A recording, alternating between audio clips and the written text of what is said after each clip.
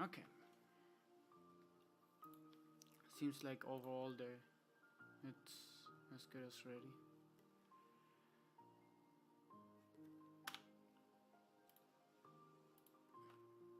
Start whenever?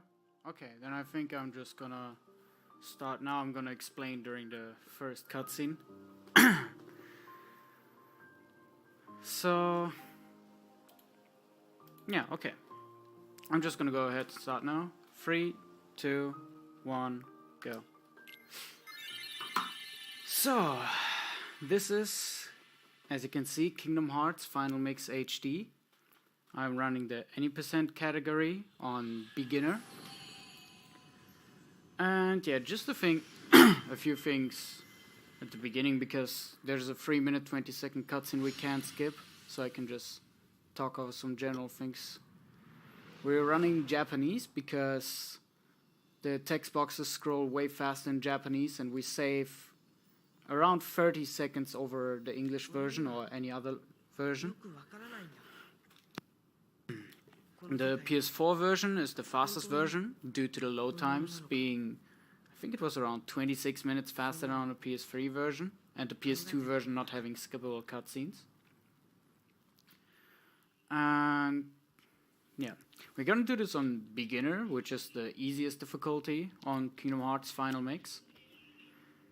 Beginner is basically the same difficulty as standard, which most of you might have picked if they played the game casually. Overall, the difficulty is the same. The only difference is that beginner starts with 2 accessories, one of which gives us extra EXP or extra experience points, and the other one being useless, we just sell it later on. And we get a few power and defense, a few stat boosts, 20 to be exact, 8 of which are increasing our power or strength, 8 of which the defense, and the other 4 are not necessary because we are just going to go ahead and sell those for money.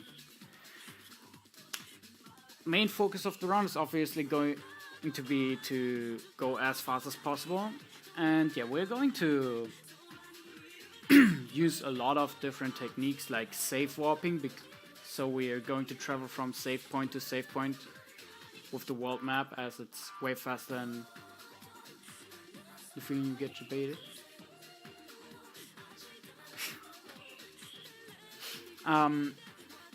Yeah, we will be using movements like safe warping, for example, where we will leave the world and re-enter from a different save point, because due to the extremely fast loading times on the PS4 version, we just save a lot of time doing that. And we'll be using a lot of different things to do some interesting movement, most of which is going to happen later, and I'll go ahead and explain it when those things are happening. But yeah, there isn't really much general things to say about this. It's around 20 more seconds until the cutscene stops. We cannot skip this, unfortunately.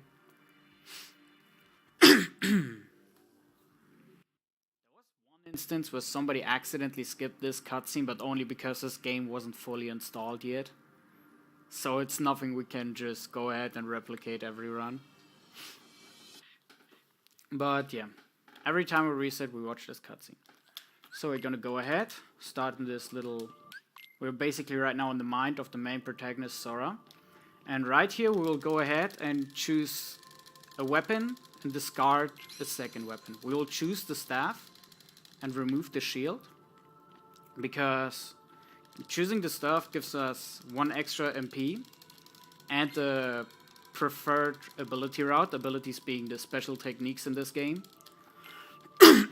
Yeah, with picking stuff we get a really good ability route that fits into the way we're playing this game, and we get an extra MP. The stats are pretty good overall as well. We'll be hitting the damage cap of this game all the time, so picking the sword wouldn't even be necessary.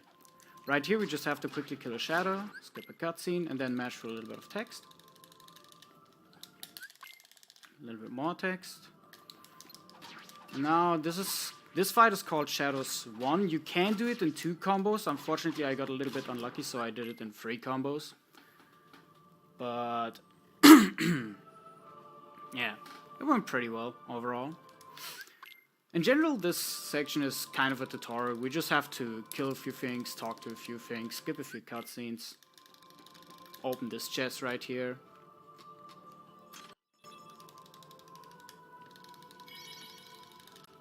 And yeah, right here we'll get a potion, but in this run we won't be using any potions whatsoever, so I'm just going to use it whenever I have downtime after a boss fight.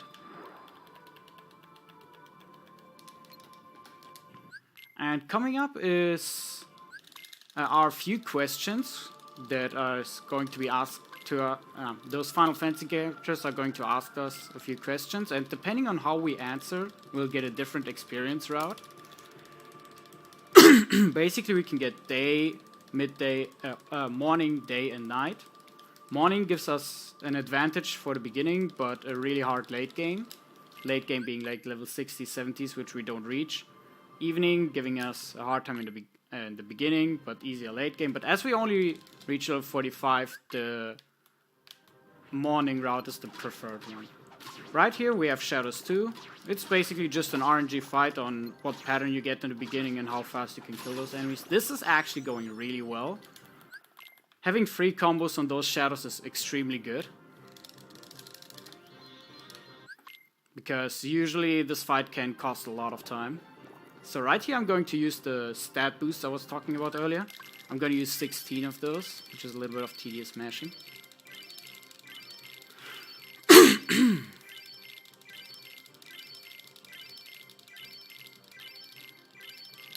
So yeah, as you might have saw, I left 4 stat boosts behind. Those are completely useless for us. They would increase our capacity for abilities, but we don't need those.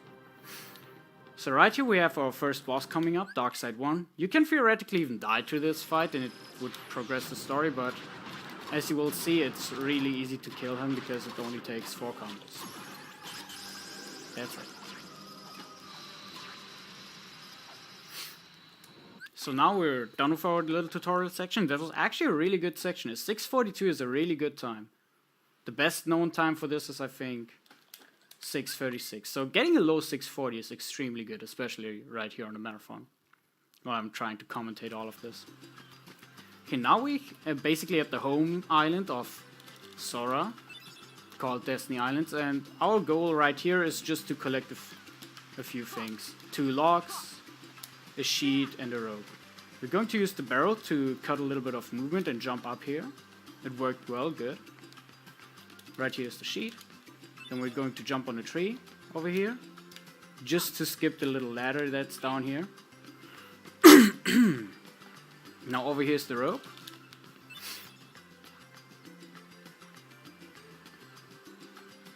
And now we only have 1 log left that we have to collect.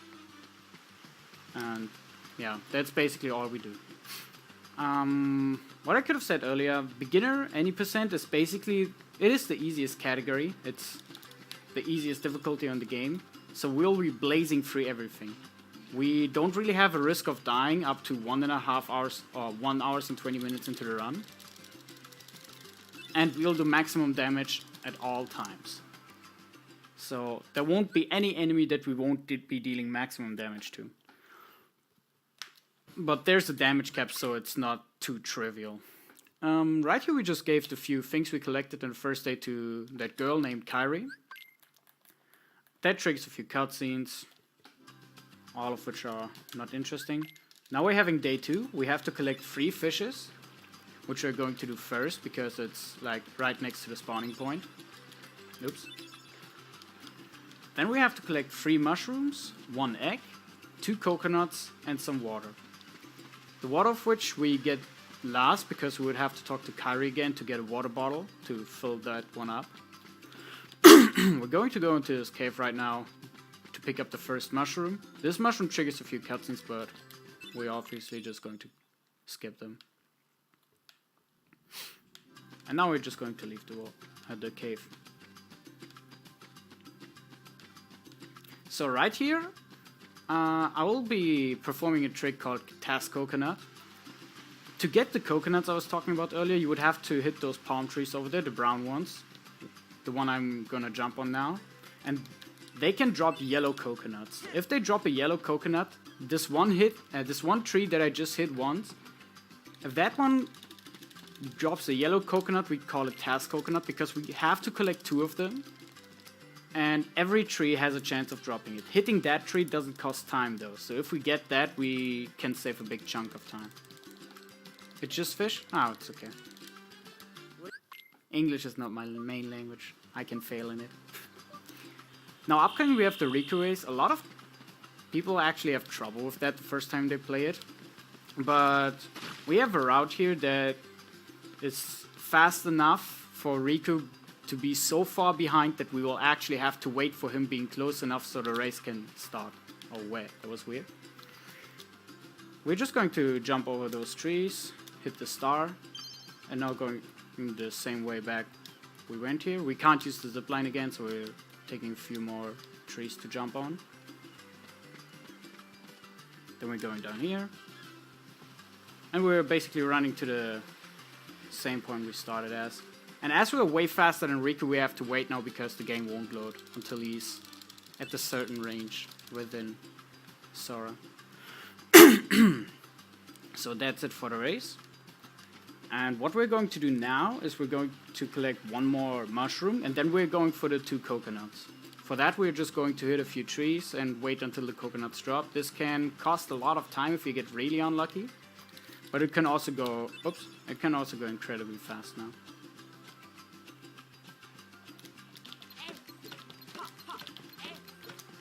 And it's going really bad. Okay, the second one dropped pretty quickly.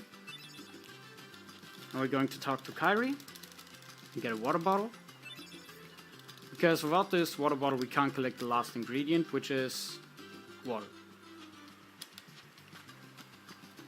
Right here we have 1 more mushroom in this corner.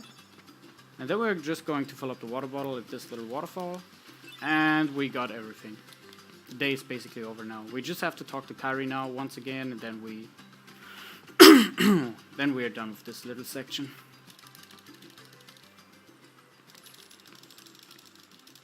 The tutorial section this run was pretty good, but the islands have been not that well. I've done a few mistakes, so I lost a little bit of time here, but that's not too important.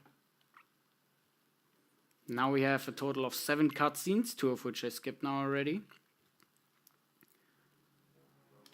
And yeah, there's nothing much to say about that.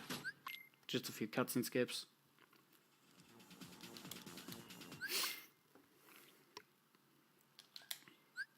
There should be 1 more cutscene, then we can move around again.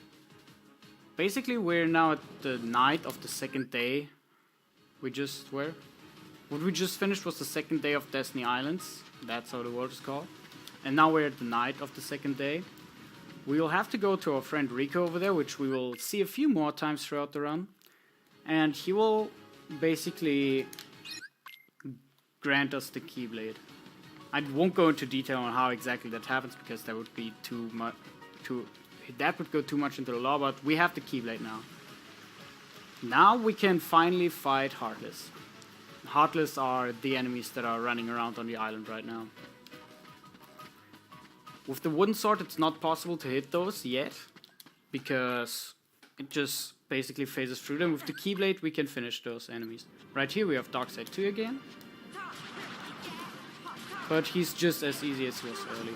He basically never poses a threat. We just do 5 combos and a hit, and there we go. Easy peasy fight.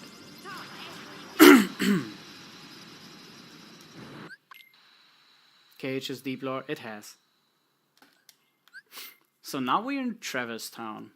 This is the world where we will get brought together with the main co-protagonists, Donald and Goofy.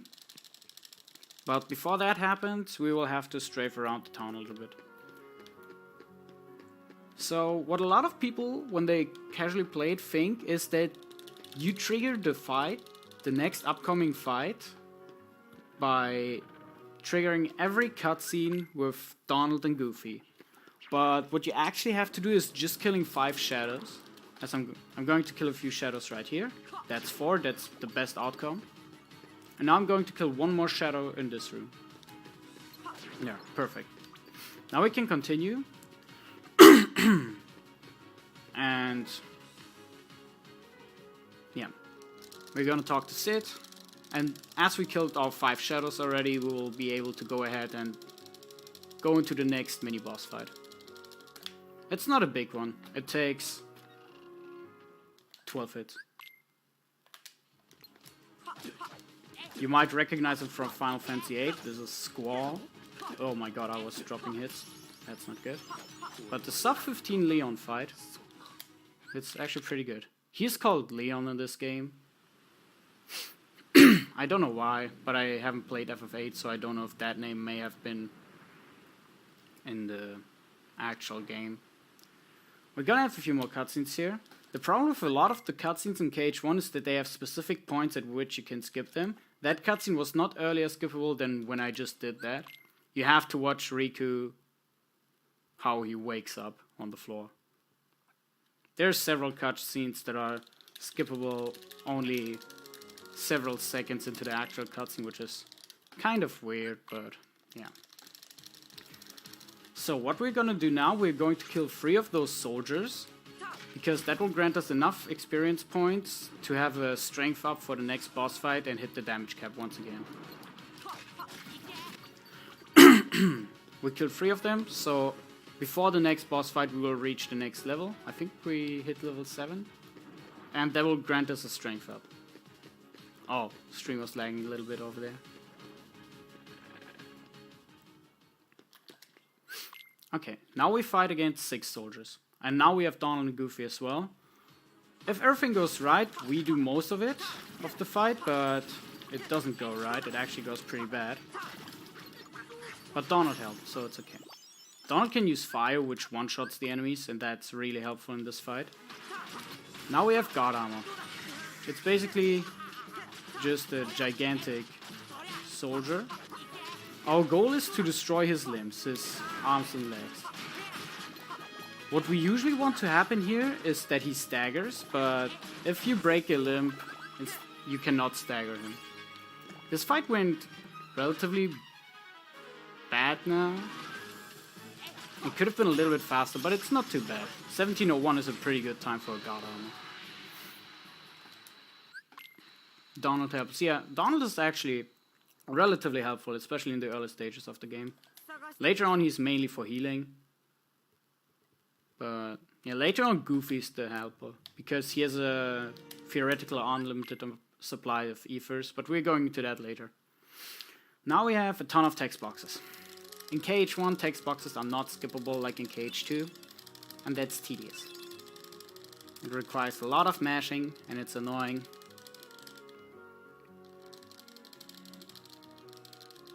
And I don't know why they didn't make them skippable. Because they're skippable in KH2. So, what Donald and Goofy gave us were our first magic, fire, and an ability called dodge roll.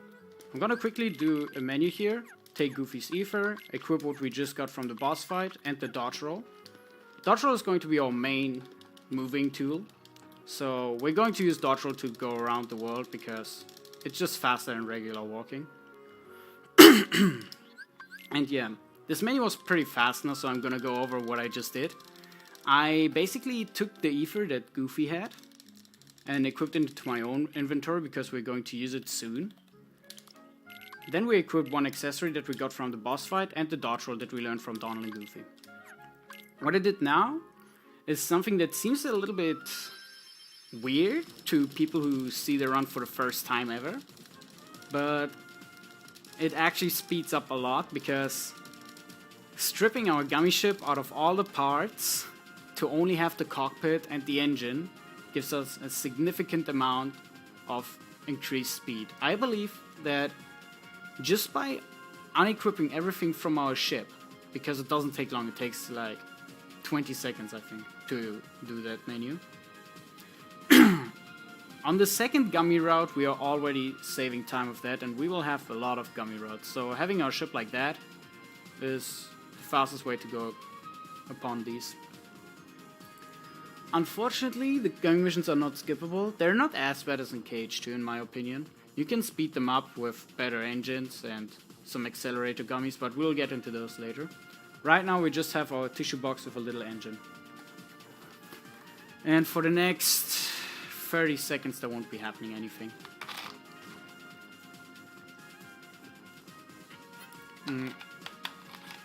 There is a safe spot in this gummy mission. I believe it's over here, where you can just stay for the entire gummy mission and not get hit at all and go to the bathroom or whatever. This gummy mission takes, what was it, 1 minute and 24 seconds, which is just enough time for a little bathroom break. But I don't trust that spot, so I'm never doing that. Coming up is the next world called Wonderland. And yeah. What we're gonna do here is first skip a cutscene, and then we're gonna move around a little bit. We're gonna enter this room, talk to the door, and now we have to basically clear our path by pushing away the bed and drinking the potion so we get smaller and can go through the doorway.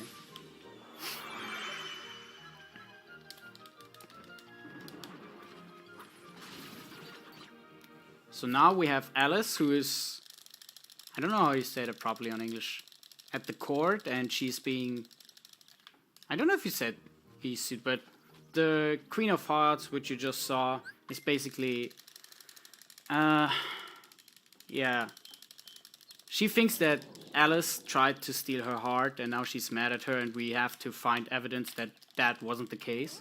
And for that we're going to enter this forest, kill off those heartless. Oh my god, that was bad. And now, if I get past this corner, because we don't want to spawn enemies, I will open this box. There are 4 boxes in total, but we only have to get one evidence box to progress the story. The reason why I fumbled a little bit at that corner is because if you don't take that corner tight, then you spawn enemies, and if you have enemies around, you can't open any chests and you can't interact with anything, so you have to have a blue command menu. Right here I want to try to pick the box that reached the floor first. I believe it's this one, because if I get the correct box I will have a heartless right here, a soldier, exactly this one, and that will make this fight easier. Because we have Donald and Goofy now, which we could have trapped accidentally, and if we trap them they will be locked for the fight. We can free them, but it's not worth it. Right here we have to fight the crank tower, and basically once the tower is done we free Alice. We just have to land a few hits on it. It has a very specific health, which I don't want to go about right now because it will take a little bit. But you have to time your hits on that thing, because if you just spam your hits, some hits get eaten, because it doesn't lose health like anything else. It has like a point system and it's weird. So right here we activate the crane and we saw Alice is missing. So now we're going to try and search for her, but yeah, spoiler alert, we won't find her. What we are going to do now is we're going to turn on lights in this room, which is basic. This is the first room where we talk to the door, but upside down. And we're going to turn on those 2 lights to continue the story. We have to create lights so the shadows are visible, is what the cat is basically telling us. Hey, Swift! Yeah, Kingdom Hearts. Hope you're doing good, Swift. So here we're trying, this is a pretty precise movement trick. We try to reach this lock without spawning enemies, because if we spawn enemies, we can't open the lock. Everything worked though, so yeah. You find her just relating. We will find her, yes, but we won't find her now. That's what I mean. So now we... Oh my god, I haven't failed that jump in a while. This is stupid.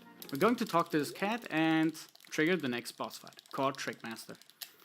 A lot of people have trouble when they're playing casually, but in the speedrun, around a week or two ago, a pretty easy strat has been found. A runner named Cat Templeton. And this strat trivializes the fight. Because we don't have to jump on the chair, we just, as you see, hit him from the bottom, and that's it. I was about to split again. Due to this strat being found 2 weeks ago, this is not one of the easiest fights, even for beginners. It used to pose a threat to beginners because you would have to jump on the chair or on the table and be quick about hitting him, because then he would run away if you don't, and you would have to use magic and whatnot. It's just tedious. But without the chair, the strat is way easier, way more consistent, and most importantly, way faster. This fight, perfectly done, saves 3.5 seconds over the old fight. Which is a lot considering that fight takes like 20 seconds. So now we're done with the world. That's the basic concept of the world. We fulfill a few story quests in this case. Get the evidence box and defeat the crank tower. Then we defeat the main boss of the world and just leave it. That's basically how most of the worlds are going to go right now.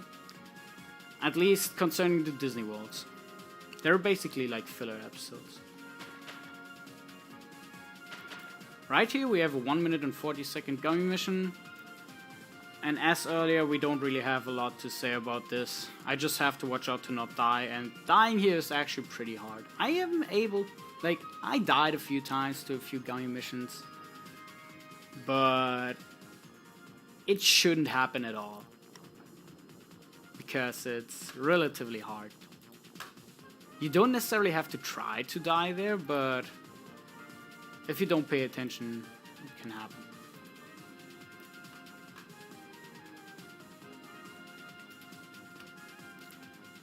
So, yeah, those gummy missions are kind of boring. And like I said, we don't have anything to speed this up. They're not even really hard, so right now I can just fumble around with it, do a few shenanigans. Oops. I can even fly into the enemies. You see, I almost don't take any damage. But yeah, we're done now. Now we're at Deep Jungle, which is basically the world of Tarzan. In this world, we will be separated from Donald and Goofy for a total of 90 seconds, I want to say, before we get reunited. And during that time, we will have to fight the mini-boss and collect a few slides. First thing is going to be the mini-boss right now, Sabor. We just deal 6 or 7 hits, depending on what hits, and she's dead. There we go, fight is over. Easy fight. It's 6 or 7 hits, depending on if you land the finisher or not. The finisher counts as 2 hits here. Or it deals enough damage to make you deal 1 less hit.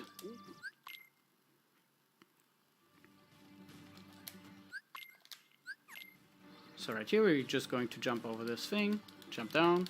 Now it's important that we touch the save point, because we will use it later for a technique called save warping. But now we just progress, we go into this minigame, quit out of it, and collect 6 slides.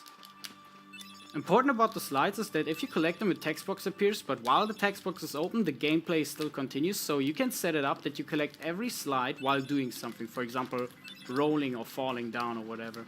So we're basically cutting down the downtime to... We have no downtime during the slide collection. And now we're back with Donald and Goofy. But don't worry, we're going to be separated once again later on in the run. Now, the 6 slides we collected, we'll use them with the projector, watch those pictures. The first one is kind of important because it shows a world we're going to enter later in a different state. And the other 5 are arbitrary. Now we're going to do the first save warp. You see, I entered the world map. And now I'm going to enter the second save point that I touched earlier. Because that movement is way faster than what we usually have to do by several seconds. And it's way easier as well. And it's 100% consistent. Now Tarzan talked to his parents. We have a few text boxes. And now we're climbing up and going back to the treehouse we started in, where we fought Sabor. We're gonna trigger a cutscene there and that's about it.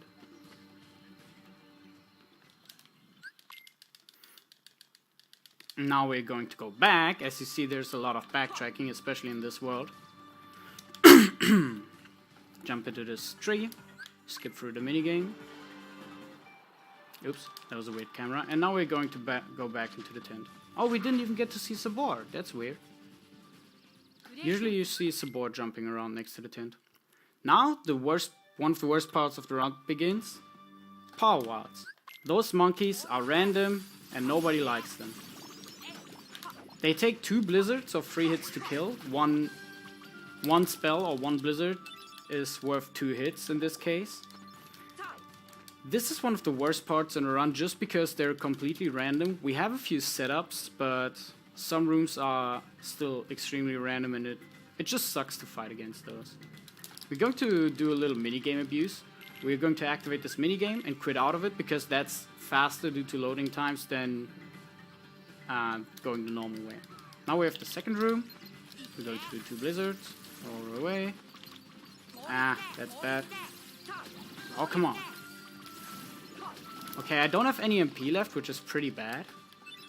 I could use an Ether here, but I feel like the Ether will have more potential later. So I'm not gonna use it and hope that they don't have a good position for blizzards. Because then it would mean that I should have used the Ether. Come on, don't be all clutched up. Good. Wait, what? Okay, that's weird.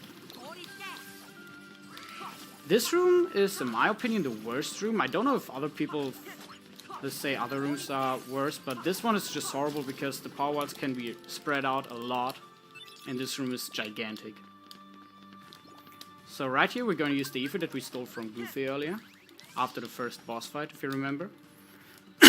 With the last 2 rooms being basically carried by Blizzard, because Blizzard just wrecks those power wilds. You saw a little box there, a blue box. I hope I don't pick it up because that's an accessory. I could sell it later, but I really don't want to have it in my inventory because it would mess with my menus. Now we do 2 blizzards here. Oops, I wanted to blizzard to stun him. Okay. So I don't want to jinx anything, but this is the best run I've had ever before. I think this beats my best run ever by like 8 seconds. So I'm actually pretty surprised of how well everything's going right now, especially with me commentating. But yeah, we are done with Power Wilds, one of the worst sections of the game. And coming up is is a boss that we already had. Sabor. Oops. I already screwed up because you want to parry that charging move. I screwed up again. Yeah, I think I jinxed it earlier. There we go. This time I parried her. This fight could have been over by this point. Ah. I wanted to split again. That was a pretty bad fight. I jinxed it. But yeah, this fight can be over in a few seconds if you get the parry as soon as possible. Hey Muffin, how are you doing? You're confirming my jinx? Hell yeah.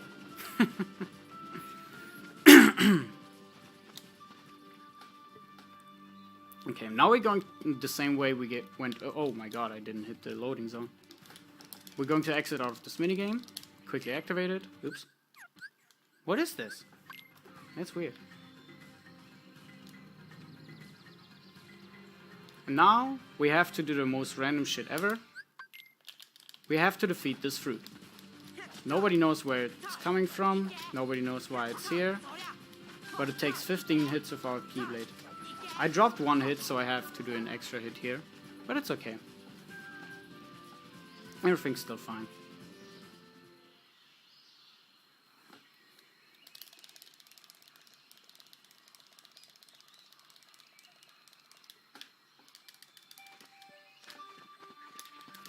coming up is one of the, for beginners, most difficult boss fights to learn, I think. At least to get it properly. It's Clayton. The first phase is really easy. You do 6 or 5 hits if Donald helps.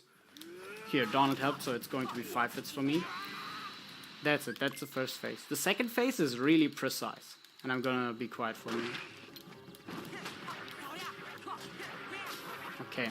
So what I tried to do was an animation skip, where he would turn visible without him doing that long animation that he just did. It didn't work.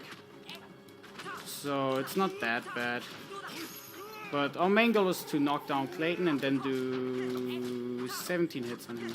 5, 6, 7, 8. I wanted to split again. Okay.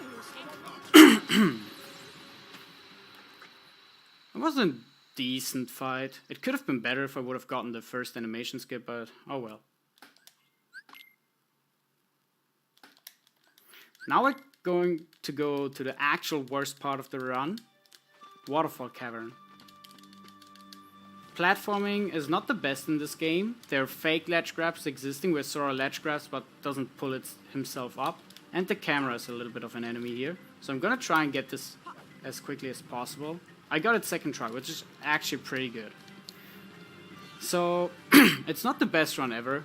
I killed it earlier when I fought Sabor for the second time, but which is still an accomplishment. Up to today, I have never had a run where I finished this cavern before 35 minutes, and now it's the third run in a row where I managed to do that. I don't know how that suddenly happens, but I'm really happy about that.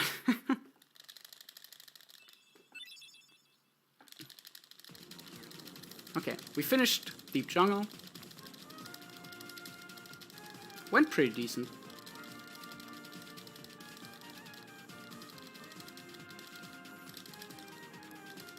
Now we have a few more text boxes to go over. And now we have 3.5 minutes of downtime. Because we have to fly all the way. We just went earlier back now. With the first going mission being 124 and this one being 140. Then having like around 10 seconds of downtime on the world map. So yeah, it's a little bit more than 3 minutes now watching going missions. And yeah, I'm gonna try and go over a few things. So what we try to do now is, like, what a lot of people do is equip Draw or Treasure Magnet for the world we just finished. You can skip that, but having that makes the next menu 100% or 99% consistent. Without Draw, it's a little bit more inconsistent, but it's not that big of a deal. Because in the next menu, we're going to buy parts for a gummy ship to make it faster. We're going to buy an engine and an accelerated gummy. Both of which cost 1,250 money. We started off with 0 money. We got 500 money from Leon, Aerith, and Yuffie earlier, just by leaving the world. And then we had 4 of the boosts earlier that we didn't use, which we're going to sell for 50 each. We're going to sell all accessories except for one that we just got in the world we finished. And we're going to sell a stone that we got for winning the race of Riku. If you don't win the race of Riku, you're down on 100 money. If you equip Treasure Magnet, it's usually not a problem because you might be able to get that money just by killing enemies. If you don't equip Treasure Magnet, like I just didn't, because it just wastes time for this menu and one of the menus at the very end of the game. If that doesn't happen, you just have to pick up 1 extra chest, which gives you more money than you get from the Riku race anyway, so yeah, it's not too bad. Even if you should lose it, which I didn't, nothing much happens. And yeah, this is now pretty much downtime. There's really not a lot to talk about. Even the next world will be moving around a lot. I can go over a few movement techs I'm going to do there once I do them. But basically the next world is just running around, doing a few fetch quests, talking with people, running around, talking with more people, running around, talking with even more people. selling stuff, talking with more people again. There's just not really a lot to do currently.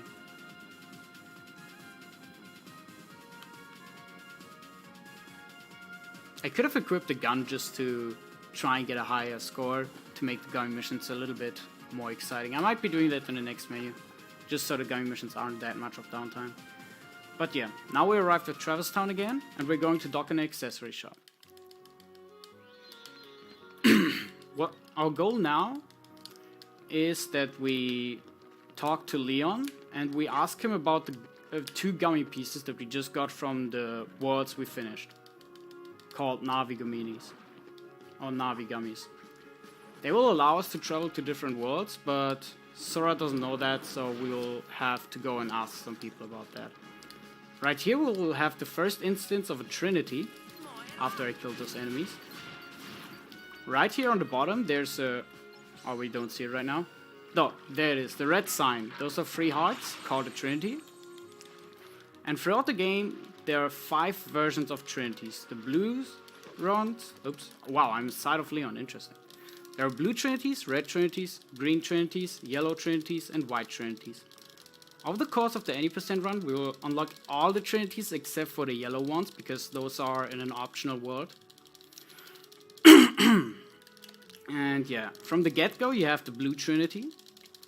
And from completing Deep Jungle, the world of Tarzan, we got the red Trinity, which is what we just did where we rammed the iron boss to unlock this place. We talked to Leon now. He basically told us that he has no idea what those pieces are, and he gave us a little stone. This stone will give us the Simba summon later on, which is first of all mandatory, like you have to unlock it, otherwise you can't progress the story. But that summon is actually one of the most useful summons throughout every category. I don't think there's any category... no, there isn't any category in the entire game that does not use Simba. Any category that reaches the end of the game, that is. Oh, I didn't get cocked, that's good. So right here I have to unlock the door of fire. For some reason it didn't work because I was not close enough to that. Oh! Those rocks are mean. They can troll you and you can fall into the water. If you go the other way it's not bad because you can just swim to the shore where you have to go anyways. But jumping onto the island is stupid because you would have to go back and... yeah, you would have to go back and try to jump again. Is there no Simba category? No, every category uses Simba. We use them in 1 fight, really, or in 2 fights. And Simba basically just makes the fights faster. There's no reason for us to have a no Simba category. I mean, you could do a no Simba category, it just makes a few fights way more inconsistent. And the last mob fight of the game gets horrible if you don't use Simba. I thought this was a children's game. Dude, we're going to have something like that later as well. And no, you can't skip Simba anyway. Like, you will have to get it either way because it's part of the story to unlock Simba as the only summon that you have to unlock. Almost the only summon. There are 3 summons that you have to unlock, with Simba being the first one, so. And every category uses it because there are a few fights that are just way faster with Simba. If you remember, there's a way you use no summons and magic. That's because casual percent is an arbitrary category. That's not even a real category. We don't even have a real definition for the category, so... yeah, it's just basically a meme category. Yeah, usually you probably wouldn't use the summons, but that's an arbitrary category, like I said. Okay, now we're gonna have a little menu again.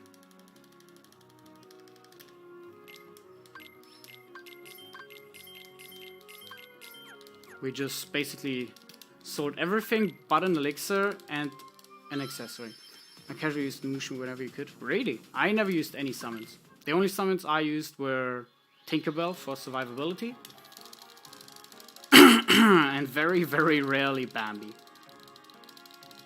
But throughout this run, we will use 2 different summons.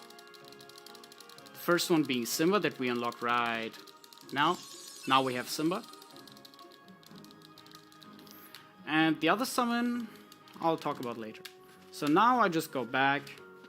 If you go over the rocks, it's faster. It doesn't matter if you drop down to the water. It costs 2 seconds depending on where you drop. And now we're just gonna leave this place. Skip a few cutscenes and continue walking around in this town. There's not a lot more to do here. We are almost done. It's around 1 minute and 30 seconds more stuff we have to do here. Most of which are text boxes. But Axa, thank you for the good luck, man. You used Mushu, Tinkerbell, and Bambi. I used only Tinkerbell and Bambi.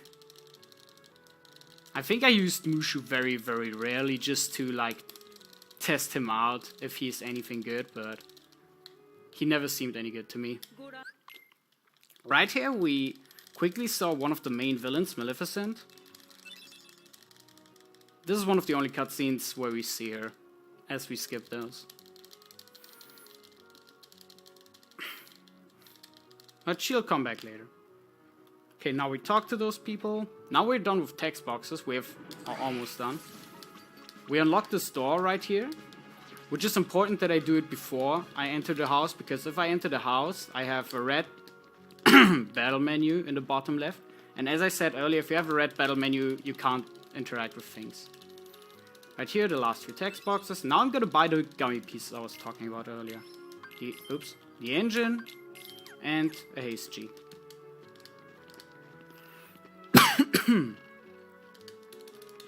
And we're finally done. Now we're going to equip the gummy pieces.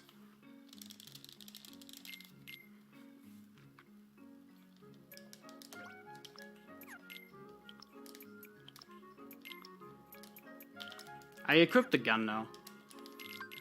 Usually, I personally don't equip a gun. Most of the people do equip a gun just for safety. I don't like wasting that time. But just so the gummy missions aren't as boring now, I equipped it to try and get an as high score as possible. Right here, you might be wondering why I teleport to or warp to Wonderland. That's because the warp pole is actually way closer to Wonderland to a degree that if you teleport to Wonderland and then start the gummy mission here, you overall save 4 seconds, even though the animation for the warp takes a little while, just because the warp pole is that much closer. I used to sound this cool when me attacking. So right here, gummy missions don't have that much to talk about. Those little diamonds are gummy pieces I can collect, which I could enhance my ship, which I won't do here. And the little blue circles with the, I don't know, you could say, with the yellow stripes in it, they are blueprints. If you collect those, you basically unlock those gummy ships to be able to, so you can use them. Oh my god, I have to sneeze. Ah, shit, I don't have to sneeze, okay. And with those blueprints, you can just use the gummy ships on your own. You don't have any real benefit from that because most of those gummy ships are really bad. Like, I think actually all of them except for 1 or 2 are bad. So even casually you don't really use them, but yeah. Like I said, I just collected them to have the gummy missions a little bit more interactive. Right here we are now in Agrabah. And our first goal is going to be to talk to Jasmine.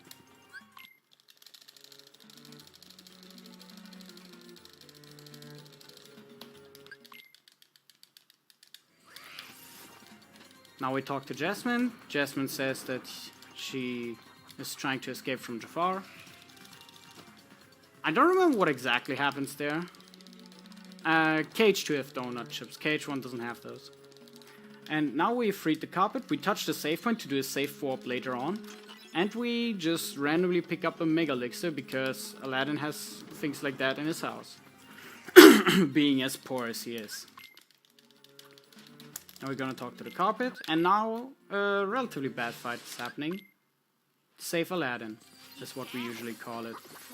The spawns of those bandits are 100% random, and that makes this fight horrible because you can, as those spawns are randomly lose a lot of time.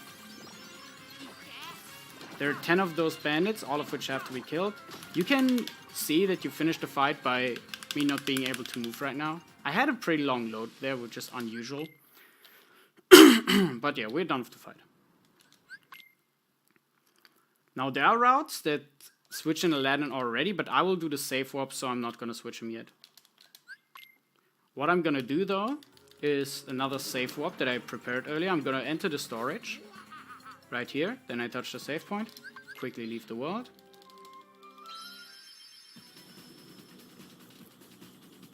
And there. We're back in Aladdin's house. We have to go back here anyway, so we basically killed 2 birds with 1 stone. Because now we can equip Aladdin. Oops. And take off abilities. Equip a different...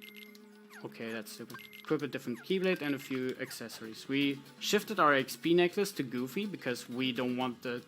on ourselves, we want the strength equipment. Now right here, black fungus can spawn and cost a little bit of time because they're basically unkillable for us in a reasonable amount of time. So if black fungus ever spawn here, we just re-enter the room. It's way faster to kill those enemies. I quickly... Wow, I can't talk. I quickly unlock this house. This keyhole. And now I grant myself access to the next boss fight, which is Pod Centipede. A lot of people might remember it because it's a pretty terrible fight. How does he have a house? It's not even really a house. It's just a hideout, I would say. He's squatting in an abandoned building, you see it. And yeah, in this fight, our main goal is to deal a lot of damage, so he charges into the next room. And now we want to get stuck between him and the pod. That worked perfectly here. This fight is beautiful right now. There, we're already done. And now we want to go into the last room, because depending on where we are after the fade out right here, we land in a different room after the fight, which is now as close to where we want to go. Now the next stupid fight is going to come up, which is the Cave of Wonders, where we just have to destroy the eyes, each of which take 13 hits. Which I never really thought of. I just counted that because we do 9 hits right here, and then the one eye takes 4 more hits. 1, 2, 3, 4, 5, 6, 7. Stop doing that animation, Sora. 9. 1, 2. 1, 2. And now this one might take a little bit less than 13 hits because we do finishers. I never really counted that. Oh yeah. And I wanted to split again.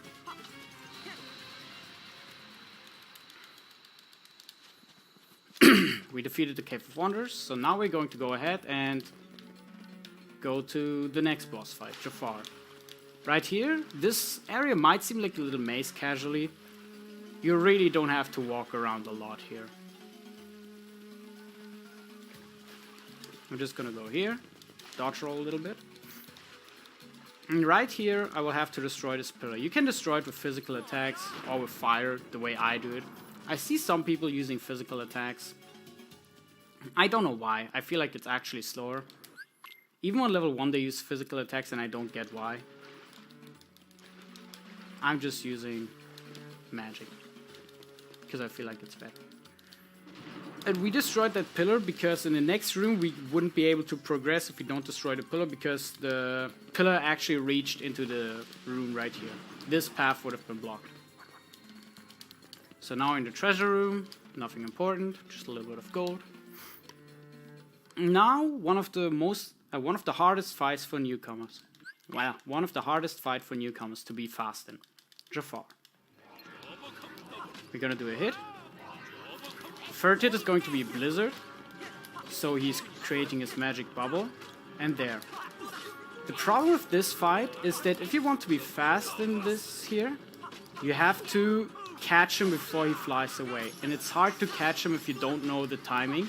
The way I personally do it is I have a set of combos that in the past 7 months only failed once. Commentating the restream. And no, Lumania, I'm running right now. And I'm running right now and I'm commentating at the same time. But thanks, you have fun. And yeah, basically we just tried to catch Jafar before he flies away. Now he turned into Genie Jafar. And that fight is Blizzard spam at the beginning. And then we're going to focus on Yago for the rest of the fight. Because, oh my god, this is bad. This is bad. This can go bad now. We got lucky.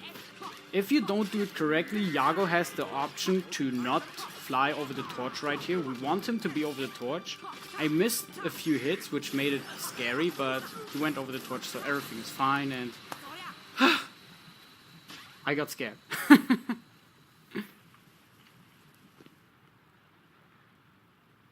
Yeah. Usually I would skip all those cutscenes in the white, but because I'm not using splits right now, I don't have a timer for each split, so I don't have a detailed timer, so I'm not really able to tell when I'm able to skip the cutscenes. So instead of pausing and not being able to skip the cutscenes, I'm just gonna wait 1 extra second. Right here in this section, it's actually faster to die than flying through this thing, because even if you die, you just progress. You have to try if you want to die though, so it's kind of a skill to be able to die here. You have to know what rocks can hit you, and you have to know the exact angle.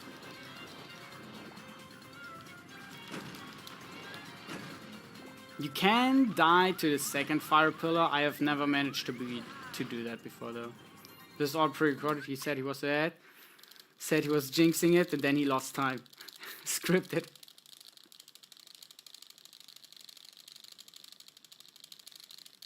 Okay, a few text boxes. And now we finished this world. We get a new Keyblade now, which we will equip soon. What we also got was a new Trinity technique, the green one. We will see that being used once later on in the run. And we got a new summon, Genie. We'll be able to summon Genie now, but he is 100% useless for beginner. The only categories he's used in is Proud any percent and level 1 any percent, counting the any percent categories. Beginner and standard don't use him because without the special ability, which I don't want to go into right now, he's not useful at all. Oh yeah, I have a gun now. I can try and kill stuff.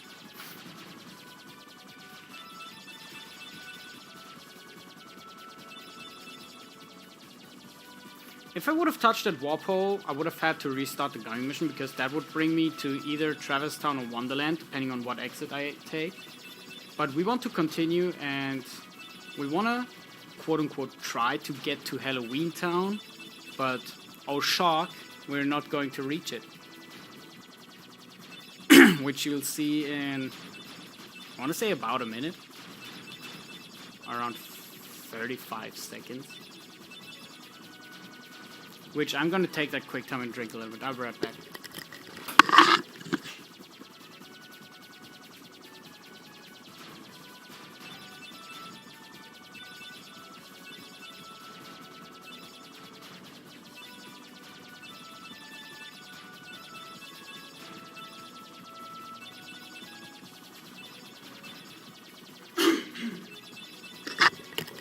The only good thing about the cannon is that I was able to go to the bathroom and drink a little bit. Water. Okay, now we have a space whale. To the bathroom. To the kitchen, I mean. Yeah. We have a space whale. Your ordinary, everyday space whale over here. And that guy is going to swallow us, because he has nothing better to do than swallowing random ass ships. Donald's basically screaming, Donald, Sora, run away, turn around. But for some reason Sora isn't able to. And the space whale is going to eat us. So now we're inside the whale called Monstro. We have a few cutscenes to skip here, and then we have the, I want to say, shortest world in the entire run. From after the next cutscene to the end of the to the final hit of the boss here, it takes less than 3 minutes if you're good. So right here, it takes less than 3 minutes for me to end this world. If I don't screw up. This is actually a maze. Even casually, I sometimes still get lost in here if I try to search for something.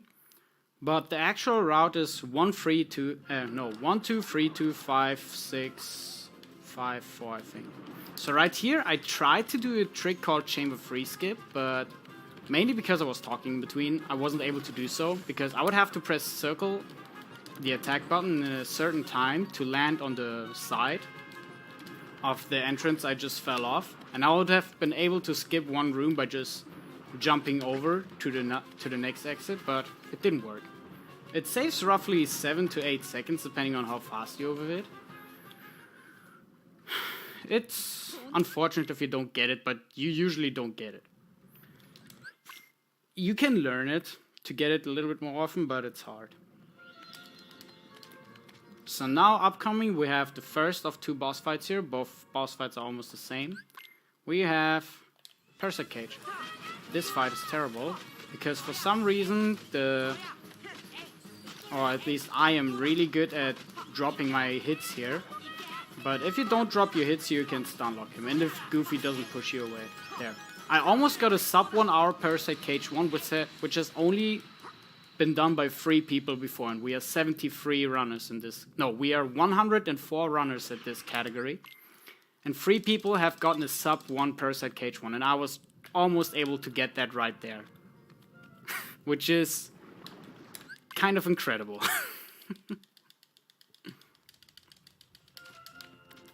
So now we're going to jump up the ship.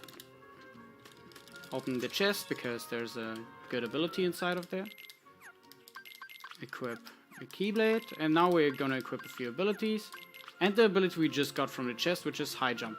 As you can see, Sora jumps way higher, and that allows us to clear the path here. I'm screwing up the movement a little bit, but yeah. This is insane. Yeah, this is, again, my best run ever. I'm actually doing really well, which is really weird. I'm pretty surprised by how well I'm doing right now. So right here we have our best friend again, Parasite Cage. I could have been able to do an early combo here, so he would have been staggered before he did the first attack. It happens rarely. I was able to get it, but I delayed my hits a little bit too much, so it's not a big deal. What you try to do here again is to stun lock him. Best case scenario is that he gets stun locked the entire fight. He can open his mouth, which costs a little bit of time depending on how early he does it. At the end you saw I dropped a few hits and he was able to counter a little bit, which is really unfortunate and wastes time, but I think that was like 5 seconds, which is not too bad.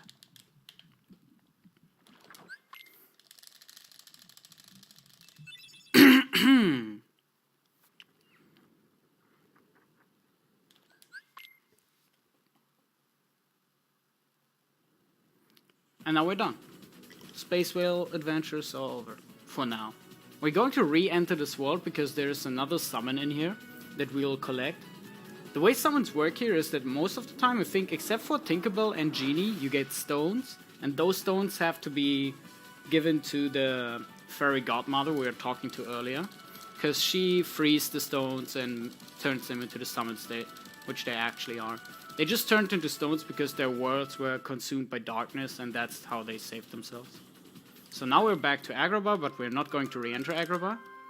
Because screw that world, we're going to go to Monstro. Monstro is way more important. We're going to get another summon, as I just said. And it's actually faster, even if we wouldn't get that summon. I believe it's faster to teleport to Monstro, get swallowed, leave the world again, and then proceed. Because of the insane loading times of the PS4. On the PS3, I believe it would have been faster to just fly by, but we have to enter this world anyway. So now right here, we do a few dodge rolls, jump here. We're gonna ignore most of the Trinities. There's one blue Trinity in the game that we will activate, but that's the last one in the entire game. Right here, we got the Summon Stone. Camera, please. And now we equipped an item. As you can see, I have a black bar on my MP block, which is the blue bar on the right. I didn't really go over the HUD earlier, but yeah, in the bottom right we have the green bar, which is the health, and the blue bar, which is the MP, just in case. I'm repeating it now. And on the left side, we usually, not in the gang missions though, have the command menu, which basically tells what we're doing, if we're attacking, using items, magic, or yeah, summons at the bottom. And yeah, the more MP we have, the stronger our magic is. We don't have a real magic stat, but magic is only as strong as much as you have a lot of MP. If you're level 1 and have like 6 MP bars, you have stronger magic than level 100 with 3 MP bars, because it's solely depending on the MP bars.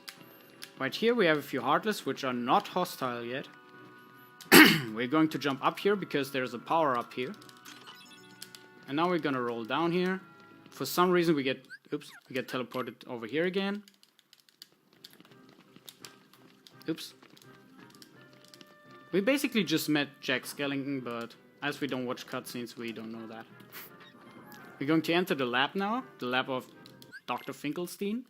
He's currently working on the Heartless because he and Jack are trying to make the Heartless friendly and dance with them, because they want to see them dancing for some reason, and yeah. It doesn't work, because Heartless are complicated. We could equip Jack now into the party, but we don't need him. We're rather just going to loot his items and use the power-up that we just got. We just stole his 2 ethers because we won't use Jack at all, so he has no use for the items. We could have picked Aladdin's ethers as well, but it's just faster to menu Jack's items, and we don't need more than 2 ethers usually. So next fight is the graveyard fight. We have a text box here, then 4 shadows at first. 2 blizzards kill them. I used 3 because the back one didn't get hit. And then we have ghosts and white knights. White knights die with 3 blizzards, ghosts with 2. That's it. Graveyard fight over.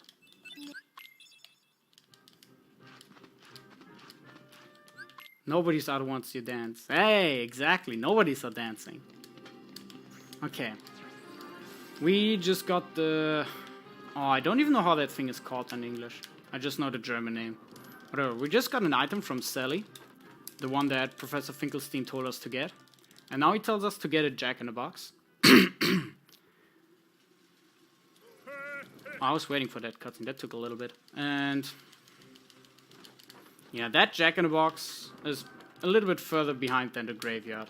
We just entered the graveyard. Now we're going to re-enter it and go a little bit further than that.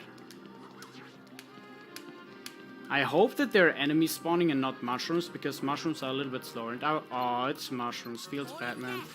I wanted to try and show off the graveyard skip because it actually looks pretty interesting. But it's whatever now. I'm gonna kill the mushrooms here and get a little bit of MP. What you usually would do is something called graveyard skip, because there are enemies spawning on the tombstones. And those tombstones can be used to skip spawns of the other enemies that would usually spawn here.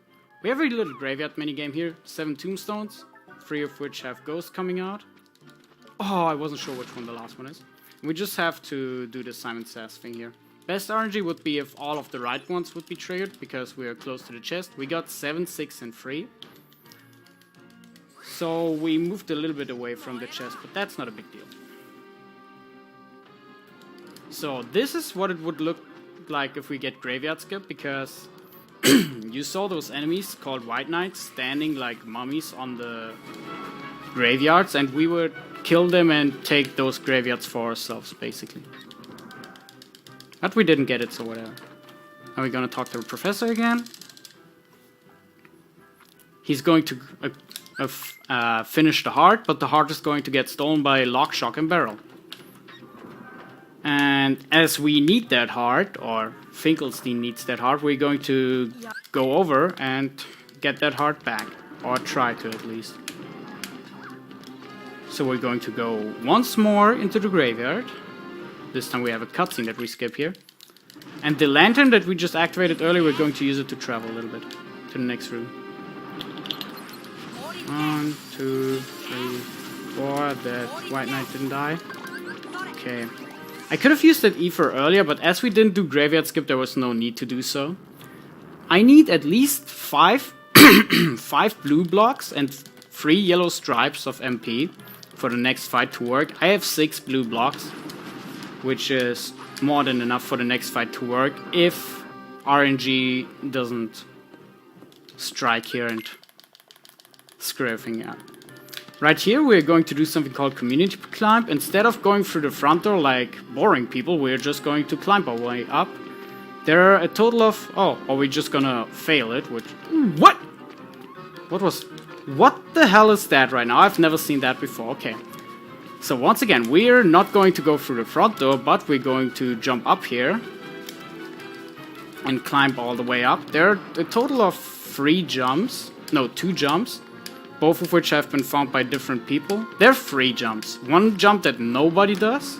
The first jump, everybody does that one. And the second jump is getting skipped by a few people because it's a little bit risky and it only saves a second. Now we have lock, shock, and barrel. And I got good luck because the blizzards I'm doing right now, they have to come out fast. And if possible, they have to hit everyone. They're hitting everyone, so yeah, fight is over. Fight is over. There's a stop strat in this fight that only Mistmaster 1 does, I believe. And maybe 1 or 2 other people, but I hate the stop strat. I will eventually have to learn it if I go for world record, but right now, not being that close to world record, I don't have to be able to do that yet. Okay, that was a bad menu execution, but it's okay. So now we fought lock, shock, and barrel. I'm gonna go down here. And we can access this room because we hit the switch in the room of the children. We have 1 text box for whatever reason. And now we have one of the worst fights in the game, Oogie Boogie. This fight can go horribly wrong if you get bad luck and if you get unlucky with a trick called Dice Reflect. Which I'm gonna talk about next phase. Okay, where are you? So right here we try to trap Oogie Boogie with only ourselves. We don't want Donald and Goofy here because he has a hit counter. If he gets hit 10 times, he's going to throw us out of the platform. If Donald and Goofy are there as well, they will decrease the counter as well. Now he will throw dice, and we want to reflect the non-burning dice. Because if we reflect all 3 of them, we basically skip his attack, the way I just did it now. And now I can go ahead and attack him immediately again. I got the worst platform because it's hard to get up here, but it worked. Oops. Fight is over. Now burn!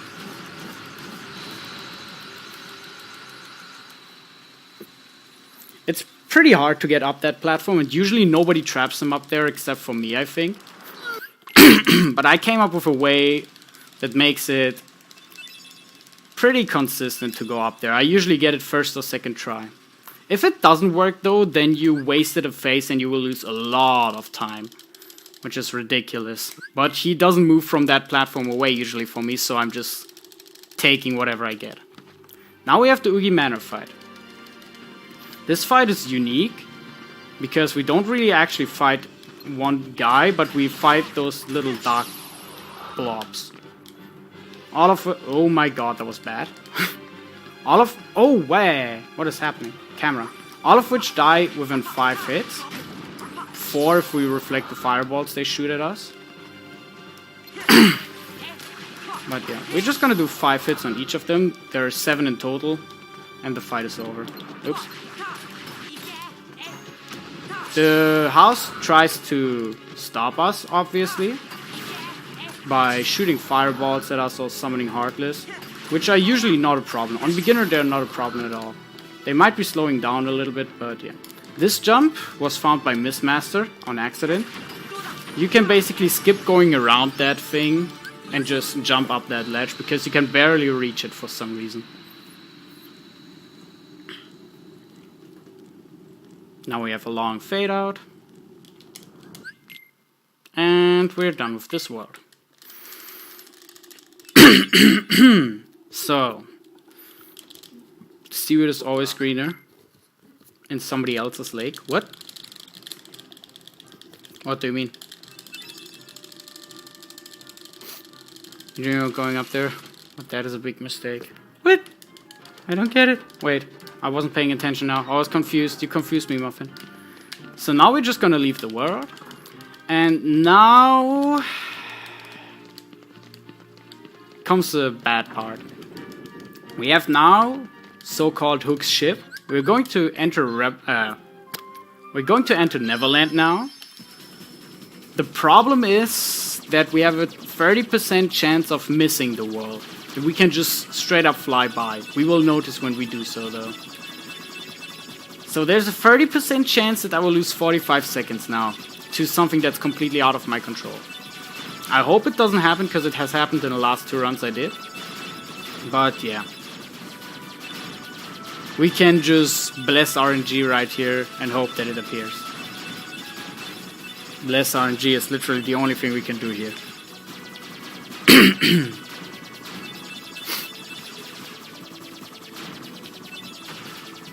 Oh, you're singing Atlantica. Under the sea. Now, we're not going into Atlantica. It's a optional world. But yeah, guys. We need some bless RNGs now, because yeah, we have a 30% chance of missing that ship. Sing a Disney song? No, I'm not good at singing. I'm not GDQ. Okay, in about 10 seconds, in 5 seconds we'll know. If those tiles disappear, we get Hook ship. Yes! Hallelujah! We got Hook ship. We don't lose any time. That's incredible. This ship, like I said already a few times, there's a 30... If you don't complete every world, we have a 30% chance of missing it. As we don't complete every world because it's any percent, we can miss it. World record on missing it is 7 times in a row.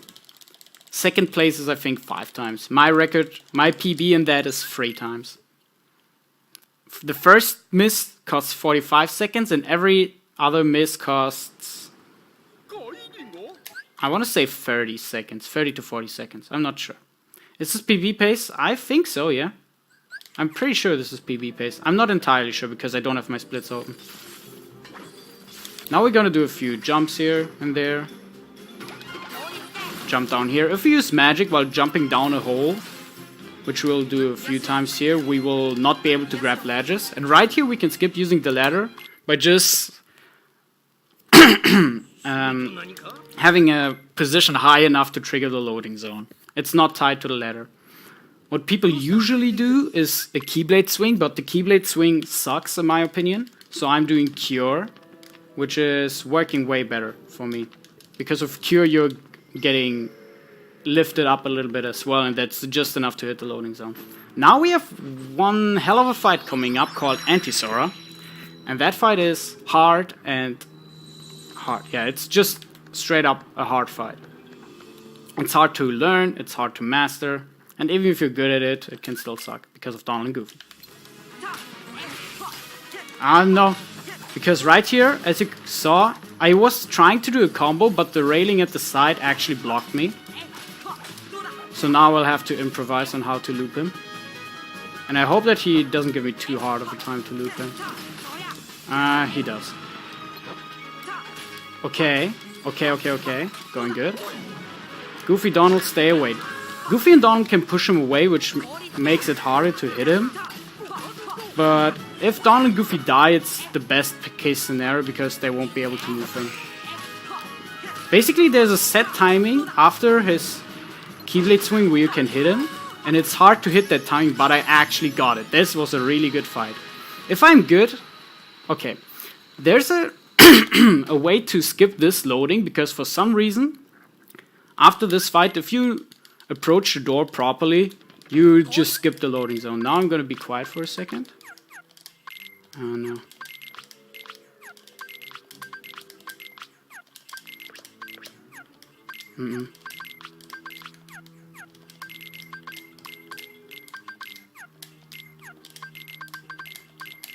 Okay. I'm gonna try and quickly go over the menu before the next fight starts. I equip 2 accessories to increase my overall strength and MP, because MP, like I said, defines your magic. I changed the abilities around, so I have an air combo plus, which is important for the next fight. I gave Goofy ability called Cheer, so summons last longer, and we're going to use Simba for the first time in the next fight. I de-equipped 2 abilities from Peter Pan because they would hinder the next fight. He's not allowed to use MP because we are going to use a lot of MP, and he is going to use his Ethers on us optimally. I equipped a few abilities on Donald that are just good overall. Now just helping him to survive longer and having more MP. And I changed my shortcut. I changed the enemy AI into giving us more MP later on. Like Peter Pan is going to give us more MP in the next fight. And Goofy is going to give us more MP later on in the game once he has the abilities unlocked. And I changed my shortcuts, which I can access with L1 to stop, gravity, and fire. Fire because I will use fire a lot. I can use it in this fight as well if the ship is trolly like that. Stop is used for the next fight and for another fight later on. And gravity is just a good spell overall because we will lose our Keyblade soon. Okay, now the next fight is coming up. There's a lot to talk about. We will stop loop Captain Hook because he can be stopped, which is convenient. And we're going to do, I think it was 9 combos. I'm gonna count now. And basically we're doing 1 full combo and then stopping him again. And because neither Peter or Goofy are using MP, Peter is going to use all his free Ethers only on us. I think that's 7, 8, and Peter didn't give me MP, so I have to attack now normally. Ah, I was about to split. Okay. Is this PB pace? Yes. I want to say by about 20 seconds.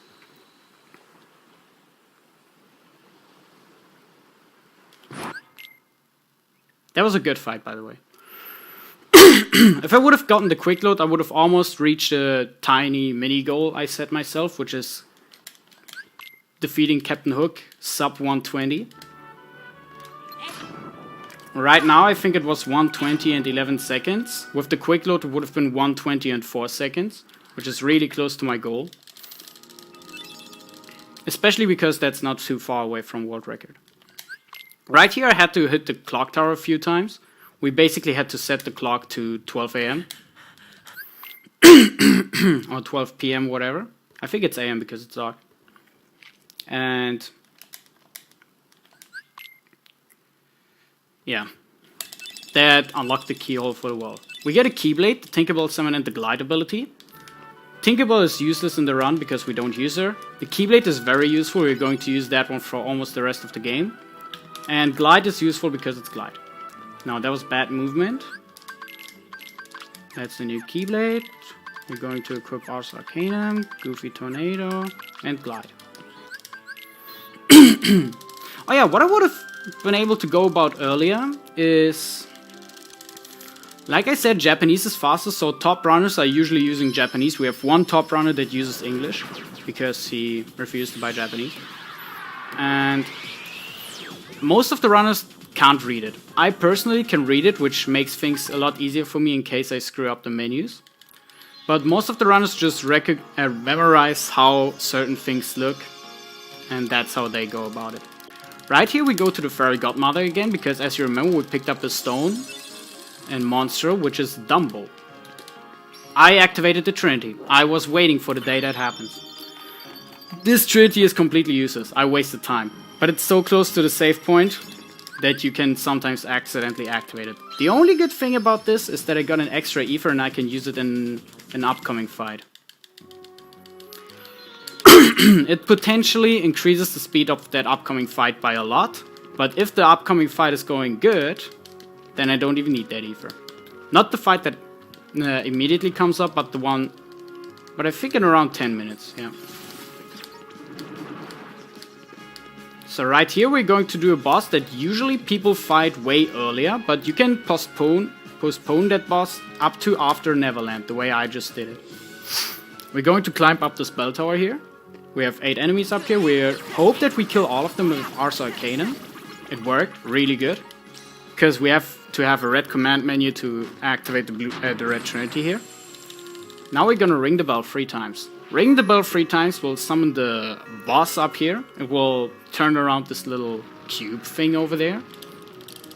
with the third one being the keyhole that we have to close in this world.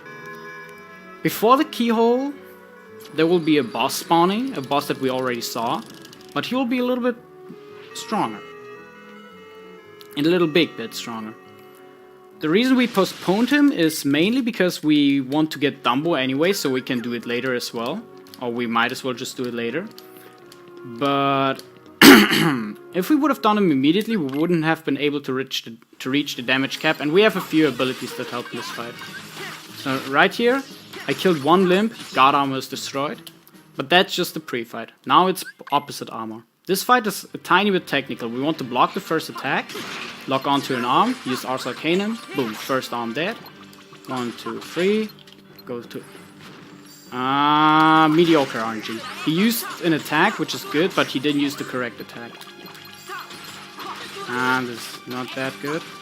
Now he's probably, yeah, he's going to fly around, which is just a time waste.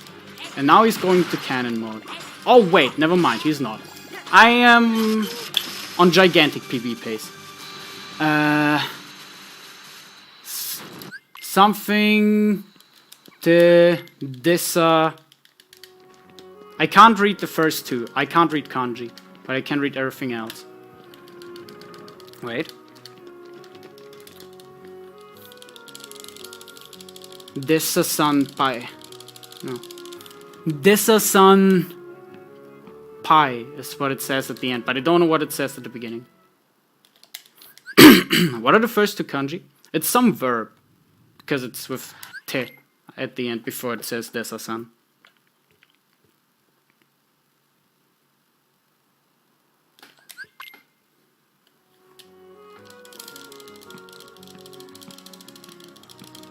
Gambatte? No, gambatte is written differently. Good luck? Oh no, then it's gambatte. Huh. Then it's what I actually thought it is, but I didn't know the kanjis for that one. And the last two characters are actually wrong. They don't have anything to do there, from my knowledge. Okay, now we're going to equip an engine I picked up earlier, the Flare Gummy. Because of PS4 loading times, equipping that engine is already faster for the next Gummy mission.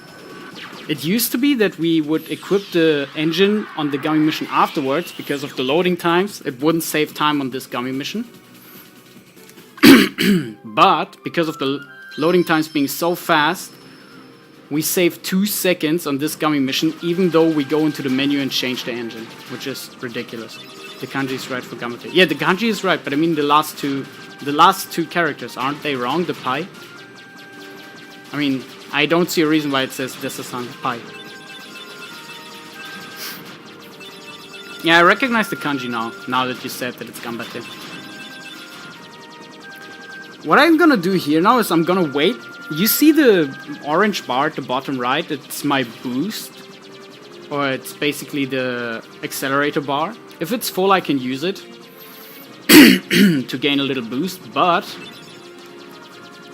if we use it in loading zones, it doesn't bring us anywhere. So I'm gonna wait sometimes upon using it, just so I don't waste it in a loading zone. So right here we have a Gummy mission, which I just recently I learned that this Gummy mission can be trivialized by flying in the top right corner the way I'm doing it right now. Is it Senpai or Senpai? Oh, it's not even Desa-san, it's Desa-senpai. Oh no, okay, never mind. Now I read it. I thought it says Desa-san. I just read it wrong. No, you're right. Everything's correct. It's pronounced it's senpai. No, pronounced as senpai. M, like mother, from what I know. It's written senpai, like nut. But I think it's pronounced senpai. I'm not sure though. By the way, for anyone who's interested, this is still PB pace. And I've been struggling to PB for the past 5 months. Except for that 1 second PB that I got earlier today. But that PB doesn't really count. Because it's 1 second. Actually, was it today or was it yesterday? I think it was today. I'm not sure. But yeah, that's what it basically says. And I appreciate the good luck. Thank you, Muffin. I still have to get used to not having a webcam right now. It's so weird. I'm like moving my hand sometimes when I'm talking just to put emphasis on something. And then I realize that my webcam is not activated. But whatever.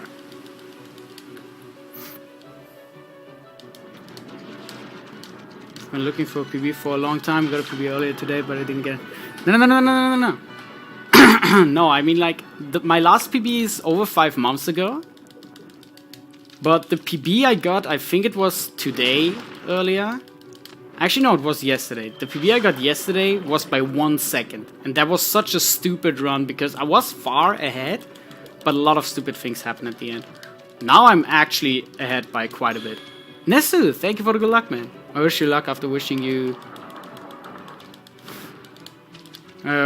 wait, what? After wishing for you to go to Atlantic, I'm such a nice guy. Hey, at least you're wishing me good luck at some point. I'm grateful about that. Am I allowed to bless? No, please, Nesu. Everything's going well right now. Just be a normal human being.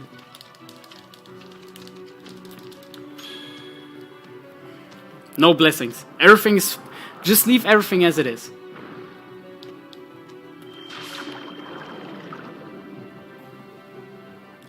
God damn it, I got the PB yesterday, yes, but that PB doesn't count.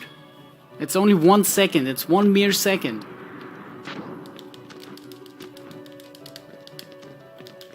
So right here, on this enemy, I wasn't really talking about the run for a while now because nothing interesting happened, except for the little waterway puzzle. What we tried to do here, as you see, we don't have the Keyblade right now, we just have use this wooden sword. But even though we have the wooden sword, we can still use magic. Gravity is a spell that we got from Oogie Manor. And, oops, that allows us to deal massive damage to anything that is not a boss. Yeah, to anything that's not a boss, Gravity deals massive damage. I think like 75% of their health. Of their current health. Usually. And that reduces the health of the defender, as you saw, by quite a bit. And as Beast still has full power, not like us, he can just go ahead and finish off the defender for us. Sarcasm and exaggeration. Doesn't count. I didn't split early. It just doesn't count. I'm even thinking about not highlighting it, but a few splits was so good that I might still do it. Maybe funny for saying that even. No, I understand that. I understand that. Haha, funny. Okay, upcoming now. I'm gonna continue rolling a little bit. Rolling. Now we have one of the most random boss fights. You can make it somewhat consistent, but at the end of the day, this fight is really random. It's Riku, who we saw earlier already, but possessed by darkness. Right here, he's going to try and fight us. And the main goal of the fight is Goofy using his tornado, where he just spins around, aiming at the enemy. Because if he does that, Riku gets parried the entire time. And we want to use Ars Arcanum while Goofy's parrying that enemy. I screwed up the beginning already a little bit, and Goofy is not using tornado, which is really unfortunate. Goofy, use something, please. Okay, Goofy is using tornado. He stunned him for a bit. Good, Goofy is stunning him. Oh my god! This is the first time I ever... Okay, PB is dead. At least... Oh my god, what a... Okay, now that is... Stupid. Wait. Let me sort myself quickly. Wait. I'm... sad. I'm really sad. This is the first time ever I died to that fight, and I would have been... I think around 45 seconds ahead of PB. The thing is that usually Donald is not dead in that fight, and usually you can rely on Donald. I wasn't watching my HP. And... yeah, I don't know. Now I'm sad. This would have been an amazing run. Yes, Nesso, I feel like you I feel like you bring bad vibes to me, Kappa. Yeah, this has never happened before. Oh my god, now I got hit. Basically, the goal of the fight is using Ars Arcanum, hoping that Goofy uses a few tornadoes. And with Ars Arcanum, we just try to decimate itself because it's hard to get close to him. As you saw, he likes to counter us, and you can't really chase him down. So we're just gonna try and... I'm around 45 seconds behind now.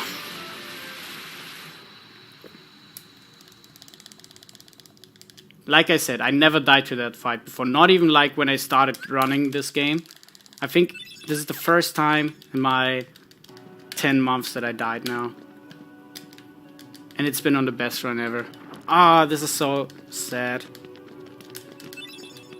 But PB is not dead yet. We still have some time save to go about. If I compare to my 216, I think I'm like 50 seconds behind. And I have 30 seconds to save on one of the upcoming boss fights. And then time save scattered all around. I should have just watched my HP from the get-go.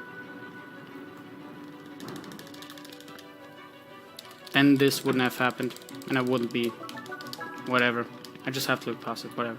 Okay, now we have a little riddle here. We have to light 8 candles, destroy 2 pots, destroy 1 statue, and move 1 statue. We're gonna light candles first, then destroy the pillar, the pots, light another pair of candles. Yes, I'm going for 5 hits Riku 2, so of course I'm doing that. I don't have a reason not to go for that. That's the only strat I can do by now. And it's not even much riskier, okay. Pushing this is sometimes stupid if the camera is completely against you. But yeah. Now we do 2 more dodge rolls and light the last 2 candles. And I can pick up the thing in the middle.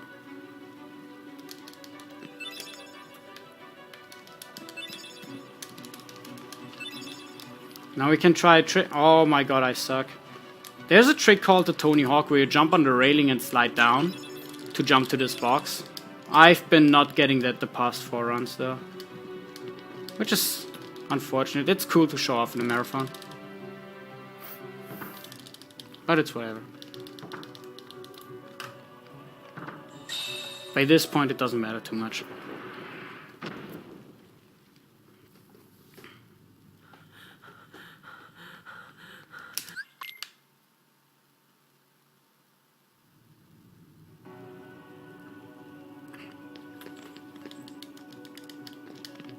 Okay, now we have the defender here. He didn't do anything bad. Now we have a wyvern we're going to look at. He looked to the left side, which means that he most likely will not follow us. Either way, we are going to have to fly here because we're going to open that chest. It has another accelerator gummy. We wait for blue menu, open the chest. It's another accelerator, but a stronger one. And now we're going to fly over to the switch that is not glowing right now. It's going to glow blue now. And yeah, we're going to activate that and continue. Now we're going to go on the big elevator of this world. It's pretty, like, prominent, that thing. I don't really think you forget about that when you play casually. Like, when you played it casually and then you see the thing, you're like, oh, yeah. The fights are not... God damn it. The fights are not really hard, but... it's just a big elevator. We have 3 wizards here. I hope that Donald and Goofy take care of that one that I just sent them to. And I'm gonna take care of the other 2. Everything worked. Good. Now I can continue. So now we can finally see the role of Dumbo. Which is plateforming. That's the only reason we pick up Dumbo. Because with Dumbo, we can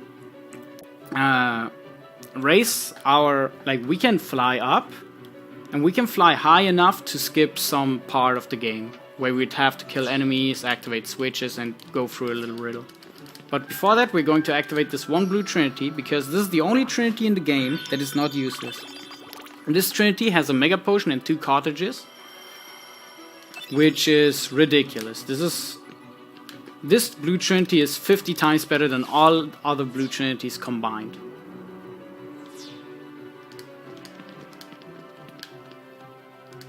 So right here, activating the switch. Now we're going to do the Dumbo skip. I'm gonna summon Dumbo. We're gonna sit through this little animation. Dumbo is getting summoned, Sora is shrinking. And now we're going to fly up, center the camera, and dismiss him, because Sora will do a front flip. He ledge grabs, and we skip a little part of the game where we would have to fight enemies. You're usually not intended to go this way, but Dumbo trivializes that, as you just saw. With Dumbo we can just go past it. Upcoming boss fight is a really easy fight. It's Maleficent. We do 2 hits, then we use Ars Arcanum, but we never use a finisher. If we use a finisher, she will fly away and the entire fight goes bad. So we're just gonna attack her, and at this point we can use Ars and fight's over. Yeah, I am about a minute behind, because I think I lost time on the split. But I was around 45 to 50 seconds behind after Riku. Now we're going to drag Maleficent with one of the most impressive strats, even though it's not that hard, which is itemless. What we usually did on this fight is we did a lot of hits, like on Hook. We basically stop looped her.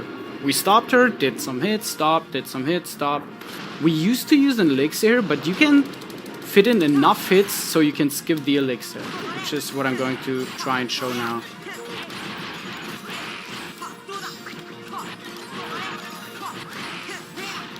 Not gonna talk a lot about this because it's pretty tight.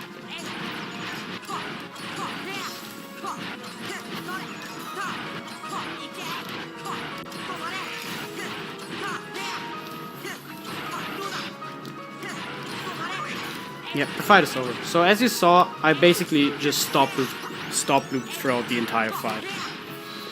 And that is all we do. We use stop, do a lot of hits, use more stop, do more hits.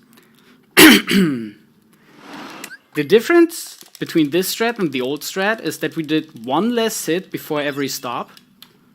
And that led into us having way less MP and doing way less damage, which means we would have to use the elixir. Because if we wouldn't, then she would have had like 1 bar of HP left. Now is probably the favorite fight of a lot of players. The favorite and most hated fight at the same time. Riku 2. Or Riku Ansem, or whatever you want to call him. This fight is pretty technical. I won't be really explaining a lot during the fight because it's pretty complicated and I will have to focus a little bit, but after that we'll have some downtime and I will go over this fight again. So now I'm gonna try and focus a little bit to not ruin more than I already did.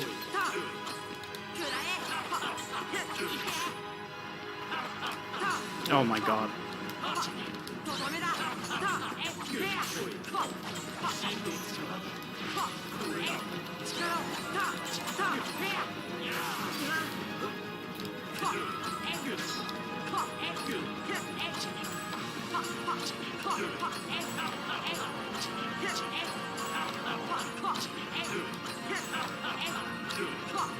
Okay, perfect. So this fight went perfect, except for one hit I did earlier, but that's okay. We DM skipped him. Enemies have attacks that we in the community call DMs, DMs being desperation moves. Once enemies hit a certain threshold, even a few normal enemies can do that. Once they hit a certain HP threshold, they use the desperation move, and it's, well, yeah, the desperation move. They use it when they're desperate because they're about to lose or something like that. During that time move, they're invulnerable, it's all flashy and stuff. You lose a lot of health if you get hit. And yeah, most important part is they're invulnerable, and that is long. You lose a lot of time if that DM is happening. So what the main focus on the end of the game, basically since I entered this world, since Maleficent basically, our main focus on boss fights is DM skip. Because the DM skips, like I said, save a lot of time because you don't have to sit through the DM of the enemies. On Riku Ansem, the fight I just did, what we did was we triggered his 4-hit counter because Riku 2 has a scripted counter that if he gets hit 4 times, he will retaliate no matter what. We can abuse that. Like, he doesn't have to get hit 4 times, but he has to stagger 4 times. And he will retaliate every time. It's 100% consistent. It's scripted. So we can abuse that to make him retaliate every time. And after each retaliation, there are, I don't know how many frames, but not a lot of frames. There's a tiny fraction of a second where you can stagger him again and basically restart the loop. And we have a few setups, so we can easily hit that time frame. As you saw, I hit the time frame every time. And if you hit that time frame, you stagger him again. And if he gets staggered again, you can restart the loop. You can... and basically repeat his auto counter every time, and he won't be able to DM. 5 to 10 frames. Yeah, it's probably like 5 to 10 frames, if at all. It's maybe a little bit less. Actually, it might be a little bit more because of 60 FPS.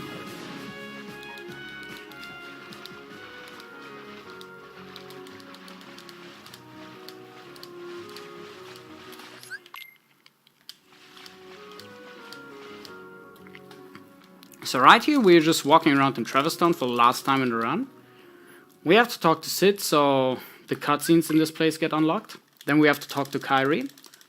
Sora and Kai will have a little talk. Oh, we haven't seen each other for so long, blah, blah, blah. We'll get a keyblade or a keychain from Kyrie. And the keychain we got unlocked the keyblade that we'll use for the rest of the game, called Oathkeeper.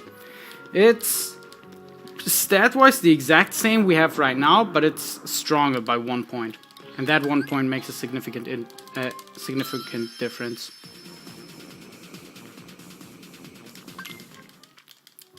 And yeah, we used the save warp again. We went to Merlin's, so I can access the save point and teleport over here again because it's faster than walking.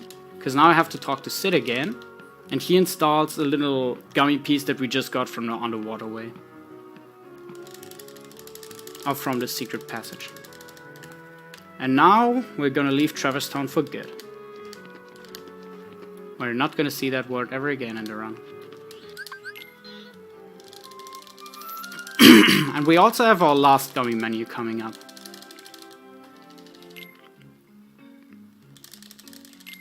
We are just going to equip the accelerator I picked up earlier, the Haste 2G, and that's it. This thing saves us, I think, 40 to 50 seconds throughout the 2 gummy missions that are left. This gummy mission is a special gummy mission because you don't have to actually finish it. You can quit out of this gummy mission around the last third. Like when the last third starts, you can quit out of the gummy mission and you will still have access to the world that we fly to. We don't know why it's working, but it got found out by a runner that you most likely know called Spike Vegeta. Because he was running this game and actually died on this gummy mission. He was upset about it, he was on PB pace, he had a good run. He was salty. And then he realized, hey, the world map looks different anyway. So he looked at the next world and he saw, it's unlocked anyway. Which basically made us, it basically revealed to us that we don't have to finish this gummy mission. This part right here, after these walls, there will be a screen transition right here. Now, I'm gonna quit out of the gummy mission. And yeah, there would have been like at least 1.5 more minutes of gummy missions, but the world is unlocked for whatever reason. And Spike Vegeta found it out by dying. He found several things by dying in Kingdom Hearts. You know about Spike? A lot of people know about Spike. He's pretty well known. Ah, I'm so salty I died to Rika 1. This has never happened before and it had to happen in a marathon.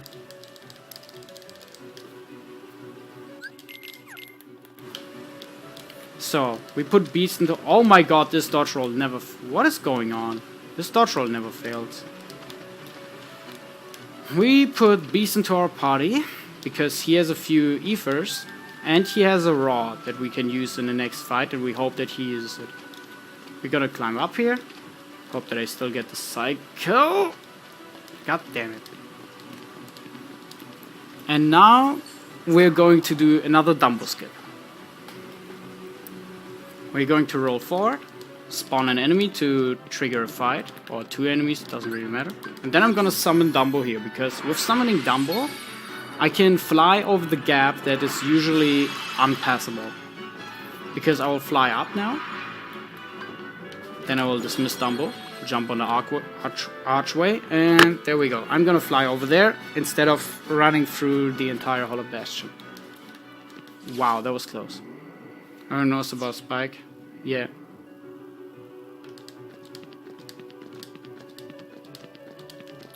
Probably, yeah. So now we're back on a big elevator, and this fight is a little bit more tricky. We're gonna position Beast in the middle, and then we're gonna do a menu.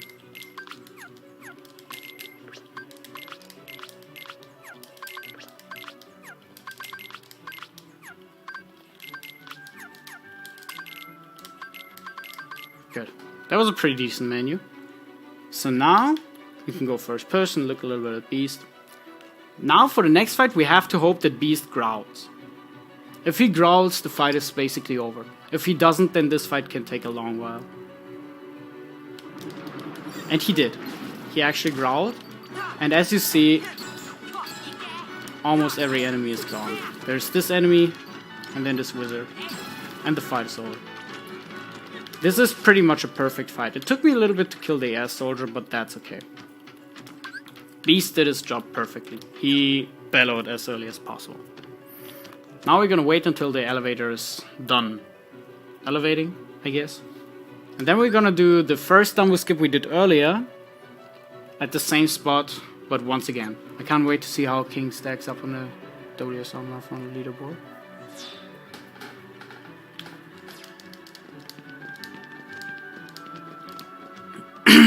So yeah, we're going here, activating the elevator.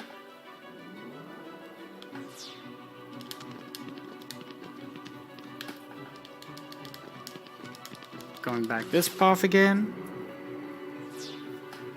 And now we're back at this place where the first Dumbo skip happened. Oh my god, the camera trolled me. Phew, that could have went wrong. And we're gonna do the Dumbo skip once more. This is the last time we summon Dumbo in this run.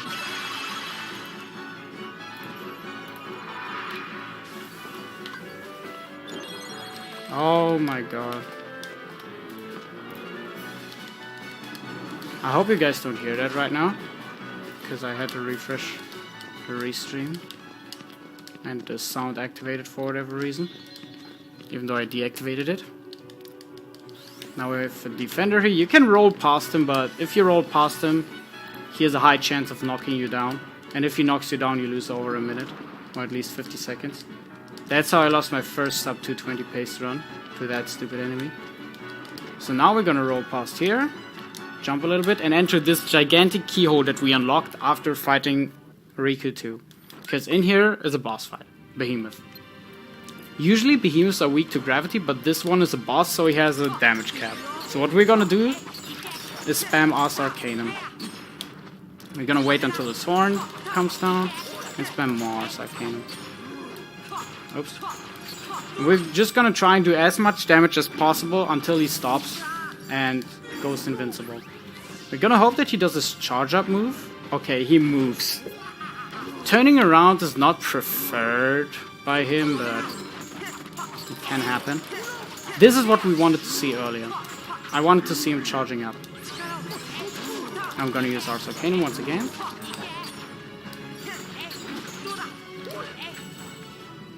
Now he's going to stomp once more. I didn't evade that again. Oh, he turns around again. I didn't see that one coming. He usually doesn't do it twice in a row. And there we go. That's Behemoth.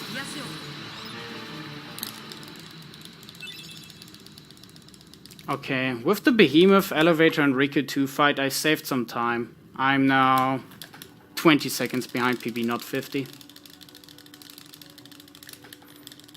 Which is still a shame. Because I would have been over a minute ahead of PB at this point.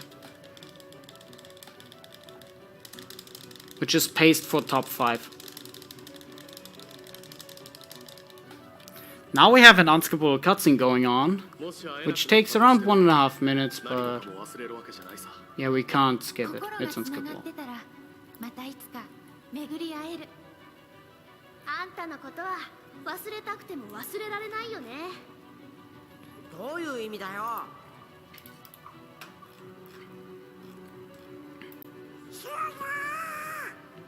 早く鍵穴を閉めて。そうだ。頼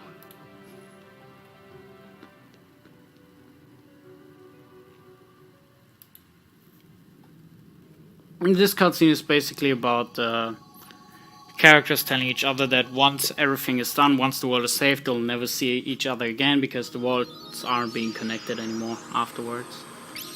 Now we close the gigantic keyhole. Oh wow, I'm tired. It's 4 AM already, shit. We close the gigantic keyhole. And yeah, I don't even know why this cutscene is unskippable. I think it's an oversight by the developers.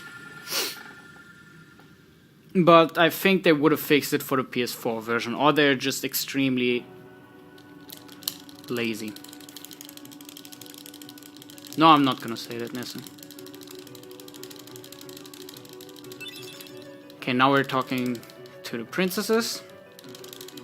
We got Firaga from them, which is a spell that we're using, and we're going to equip an accessory just got from the Behemoth. Oh, good, I got the glitch. So, usually, as you saw earlier, when there are text boxes on the world map, you cannot move the cursor. But sometimes, in rare occasions, I don't know what it triggers it. I don't know what exactly triggers it, but sometimes the cursor moves even though the cutscene is still playing. It basically just saves a little bit of time because you don't have to move as you're moving during the text boxes, where you would have had downtime otherwise. In this case, it saves almost a second. It can save up to, I think, 4 seconds if it happens later on.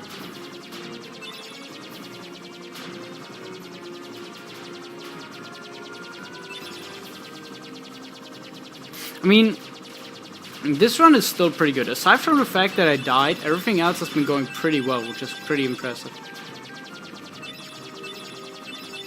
That one death was unfortunate, but I guess that happens if if you're relying too much on Donald. I learned that now. You never learn. You never stop learning. Okay, now we're at the last world, called End of the World, and it has the worst enemies in the entire game. And we're gonna see the worst ones right here, called Invisibles. Those enemies suck and nobody likes them. As you see, they like to evade. They're really good at evading your stuff. And I'm about to die again, because it's going horribly right now. I think I haven't had that bad of invisible fights recently. And they're just completely making a fool out of me right now. I can't really do much about it. Don't move, you... No, I can't really do much about it. Now I'm just getting completely destroyed.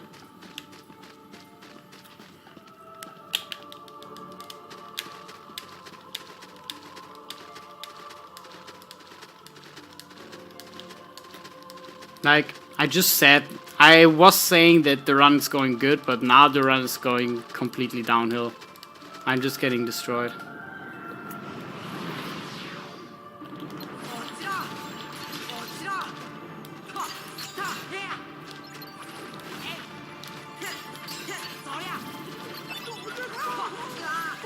my god. Does this have to happen all the time? Right now? So right here we have the enemies called Angel Stars. They're bad if you don't handle them properly, but they're easy to handle though. I have no idea, Nessa, decide by yourself. What we do is we use gravity on them just to make them lose a whole lot of health, because if we combo them, they will go ahead and go into an invulnerable state. And that wastes time. So what I used there in the menu was a cottage. It refills my HP and MP and the ones from my party members. We need that because in the next fight I want to spam a lot of gravities and Ars Arcanums. And in the menu earlier I equipped an ability for Goofy called MP Gift, and he basically has an unlimited supply of Ethers now. Every time he has 2 or more MP left, and when I have less than 3 MP, he's going to use his MP to refill mine. It's basically, like I said, unlimited supply of Ethers, and it's very crucial for the run to have those. There's a 5% chance I get an accessory here now, but even after 200 runs I never got it before.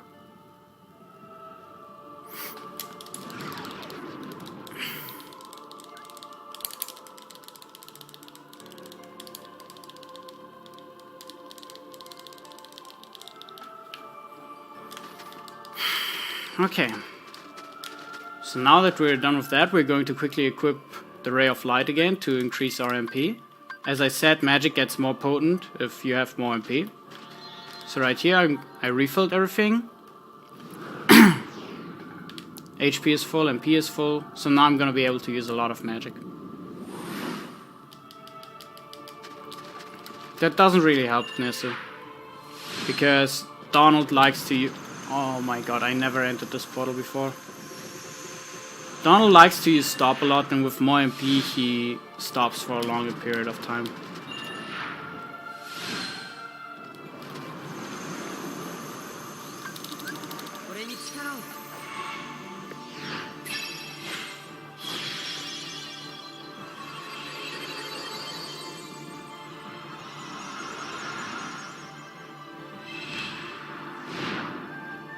So now I summoned Simba again.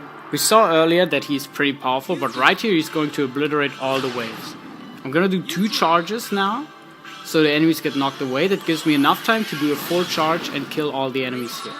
Now I'm gonna charge up twice, 2 more times, to kill every enemy, because as you saw earlier, when I entered the portal was blue.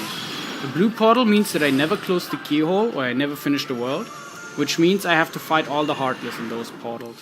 The purple portals mean that I finished those worlds. Blue portals are the optional worlds that I didn't finish. The first one was Olympus Coliseum, now we're getting Atlantica, and I have to defeat every Heartless here as well. We're going to go about it by firing all of them 5 times, then waiting a little bit for the next one to spawn, and we're using gravity because that depletes a lot of their health, if it hits. But once again, the game decides to be mean today, and not actually hit with the gravities. Oh, he's far away, awesome. Now I have to wait for the flash, because if I leave before the flash happens, the enemies respawn and I have to redo that. Which is what we don't want to happen.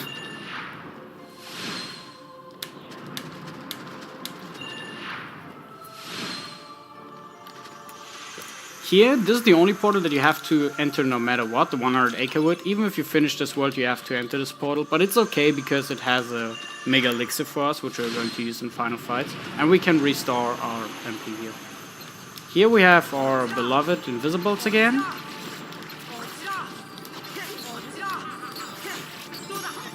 Or as I entitled them, worst enemies in the game. And I got DM'd by one of them. This is their DM. They will disappear for around 12 seconds. And I can do nothing about that. I will have to wait it out. And it's horrible if that happens. No matter when it happens. Here, I'm going to open this because it's an elixir for free. Quickly talk to the monitor. Now I have 2 more invisibles here. Those are pretty calm though. They usually never DM. They might hit you once, but that's about it. I've never gotten DM before by those. And now the portals are done. Now I'm going to go through the same portal because the fiery pillar disappeared and there's a hole in the ground now, and we can fight Chernobog. Probably one of the most random cage bosses ever. He gave me a bad pattern where he started with the fire pillar, but way too early. He's supposed to first do a few things with his hand and just like kind of prepare himself. If he uses the fire pillar right off the bat, it's most likely that I won't get the DM skip, because for the DM skip, he will look around now and I will have to deplete the orange bar before he's done, and I didn't manage to do it. So now he's going to do a mega fire pillar, and that just wastes time and hurts a lot.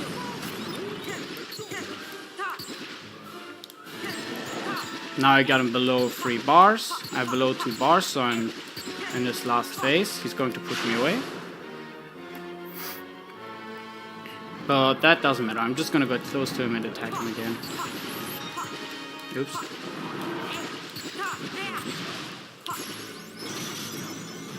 Okay, Chernobog is done. And now we get Super Glide from him.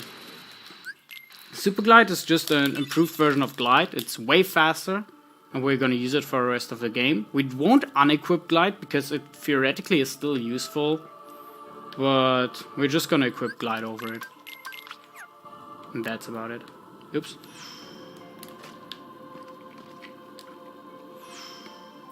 Now here we have a few teleporters. They don't really do much. And now we have probably the hardest fight in the game concerning mob fights. Final Rest.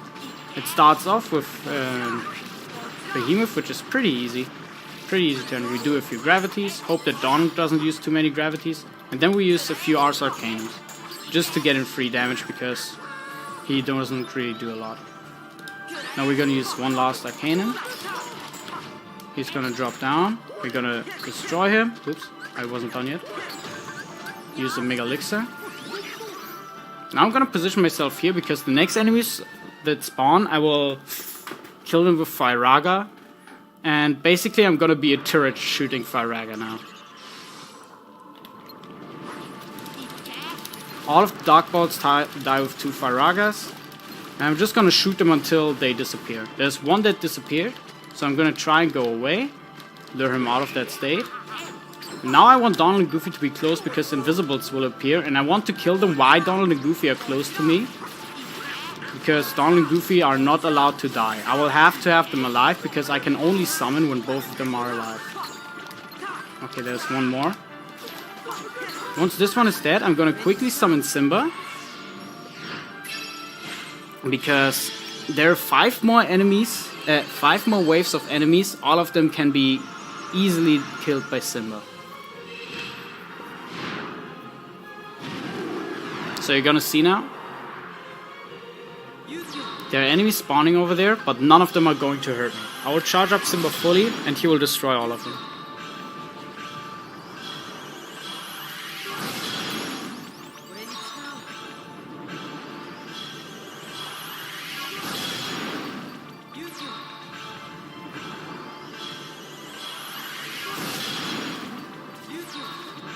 Now this is the last wave. I'm gonna use one more.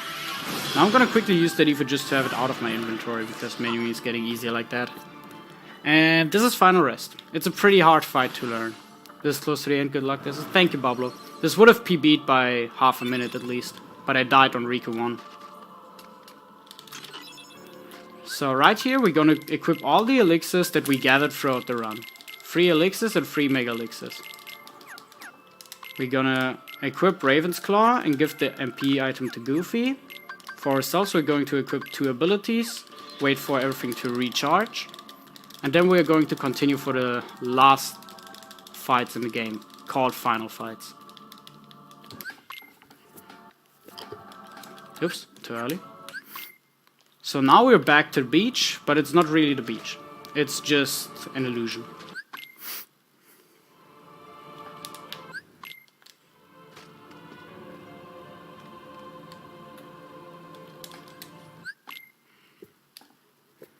Now we're gonna have Ansem 1.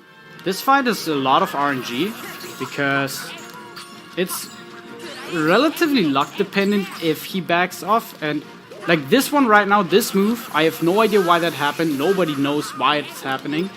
It's basically just the game wanting to troll you, because he should not be able to move around like that.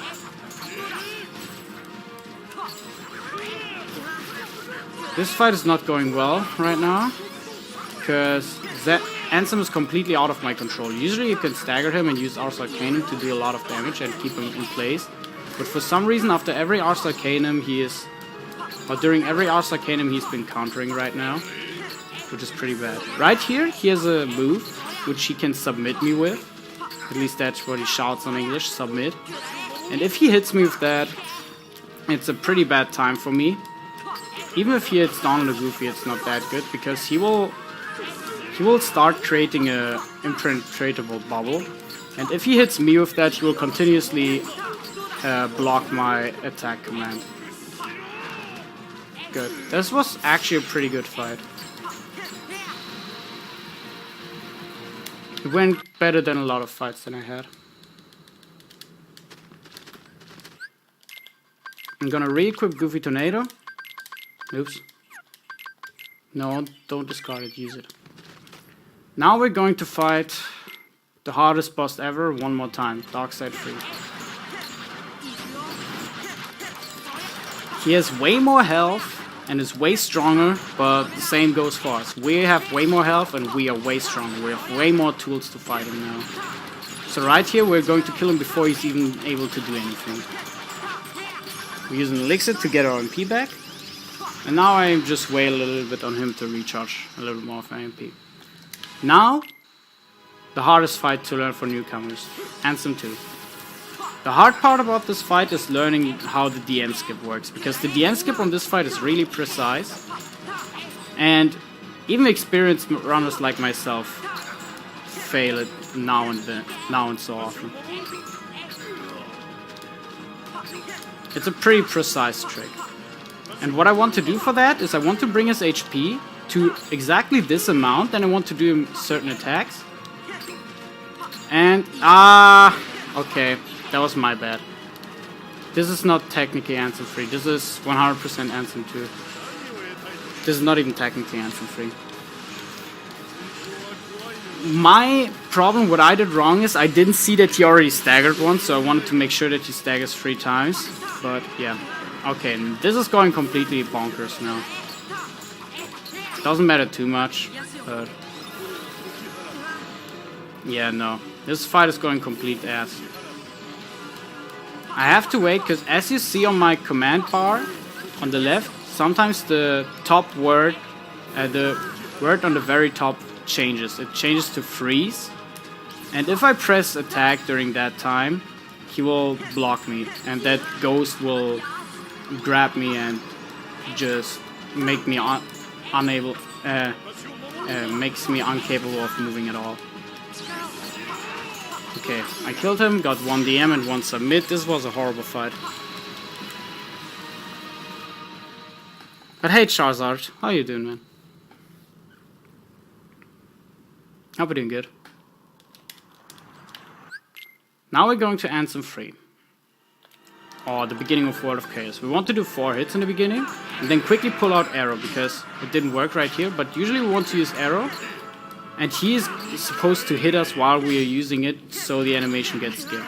Right here we're getting really bad RNG with his patterns, because he is attacking with his short attack. That's not what we want. Okay, we got bad RNG a lot. I will not get the laser skip, but the long attack gives us a lot of time to attack.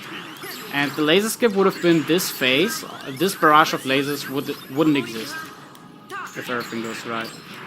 I didn't get it, so yeah. Now he's DMing. You cannot DM skip him. At least not with the tools we have. I think it's not possible at all, because we deal max damage. I'm gonna heal for safety. Now I'm gonna go down here and perform a little trick called cutscene skip. Instead of skipping the cutscene, I'm gonna let the game skip the cutscene for me. Because there's a certain position where you can go for where the cutscene just skips automatically. We have no idea why it happens, but it's something that used to be used a lot on PS2, where cutscene skips were the thing. So I basically tricked the cutscene into skipping, tricked the game into skipping the cutscene for me. Right now it's pretty bad because I don't have Ars Arcanus left, so this fight was really, really slow. I'm gonna use an elixir now and refill my MP. Now what that one is, this one is, Riku 2 is called Riku 2, or Ransom, it's not Ansem 1. I mean, it's still Riku for the most part. Ansem hasn't completely possessed him at that point. Right here we have artilleries, and we just destroy him with our favorite move, Ars Arcanum. And now I have a lot of trouble getting up. This is ridiculous. I've not seen that before. I had a lot of troubles getting back up there. This was a bad fight. So, we're gonna fly to this portal now and have our dark bolts again. We're going to do the same thing as earlier. We're just going to play machine gun turret and shoot all of them until they get close to us, and then we start using Ars Arcanum. Just like for everything else. We just use Ars Arcanum until they're close enough, because then Ars Arcanum can just shred through them. Another property of Ars Arcanum, which I didn't explain earlier, is that we have invincibility frames during the first combo before we can extend it with triangle. And that helps us a lot. Right here, it takes a long time for this core to spawn, which kind of sucks, but okay. We got a lot of ethers, which might mean that I can save an elixir, but it doesn't matter as those are final fights already. Usually you get like 1 mega ether out of this. I got 3, which is ridiculous. Like ridiculously good. Oops. Oh, come on. Now here, on the face, we basically just... there are these little lasers raining down, not the barrage, but just the single lasers. They're in a fixed timing, so if you have a good internal clock and know how the fight works, you can tell when the laser is going to appear. And you can alternate your attacks to a rhythm where you don't get hit at all. If you're not sure about the current rhythm, you can just do like 1 attack at a time and see where the laser's at right now. Like right here, I could have done it. You should be using arrow for this phase again, like you should be refreshing it, but I stopped doing that because I don't really see a need in that if you can invincibility frame with your healing spell anyway.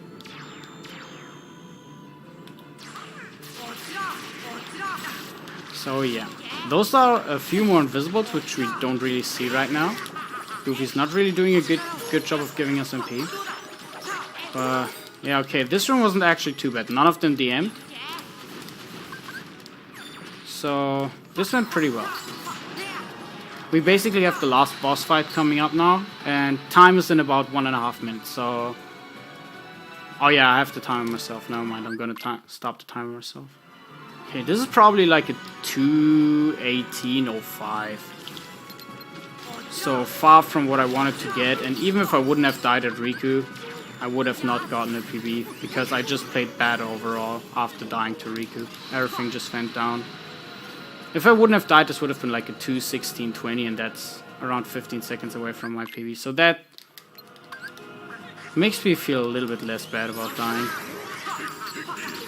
Even though probably most of the reason why I played bad was because I was kind of salty about that. Don't die. Oh nice, Goofy is dead. So usually you want Goofy here because this Goofy Tornado shreds through the HP. And yeah. Having Goofy dead means that you're missing out on a lot of damage. Like usually you can sometimes reduce the entire orange part of the HP bar, which would be optimal, but it didn't work here because we got unlucky. And right here we just have to finish him off. Pretty easy. We just attack him, we get bad RNG of course. That's why getting good RNG. Run is already dead. And time. 2:17:59. Yeah, that was not too bad of a run. For a marathon run, it's pretty good. The death on Riku 1 was completely unnecessary. And without it, it would have been a really good run. considering that I was commentating the entire time. Wicket 2 is about, I'm proud as a butt. It depends. It's not too bad. I'm proud he's easy loopable, because ground combos are theoretically easier. Thanks for GG's, guys. It was a fun run. Even though that one death completely destroyed my mood. It wasn't that bad. It went okay.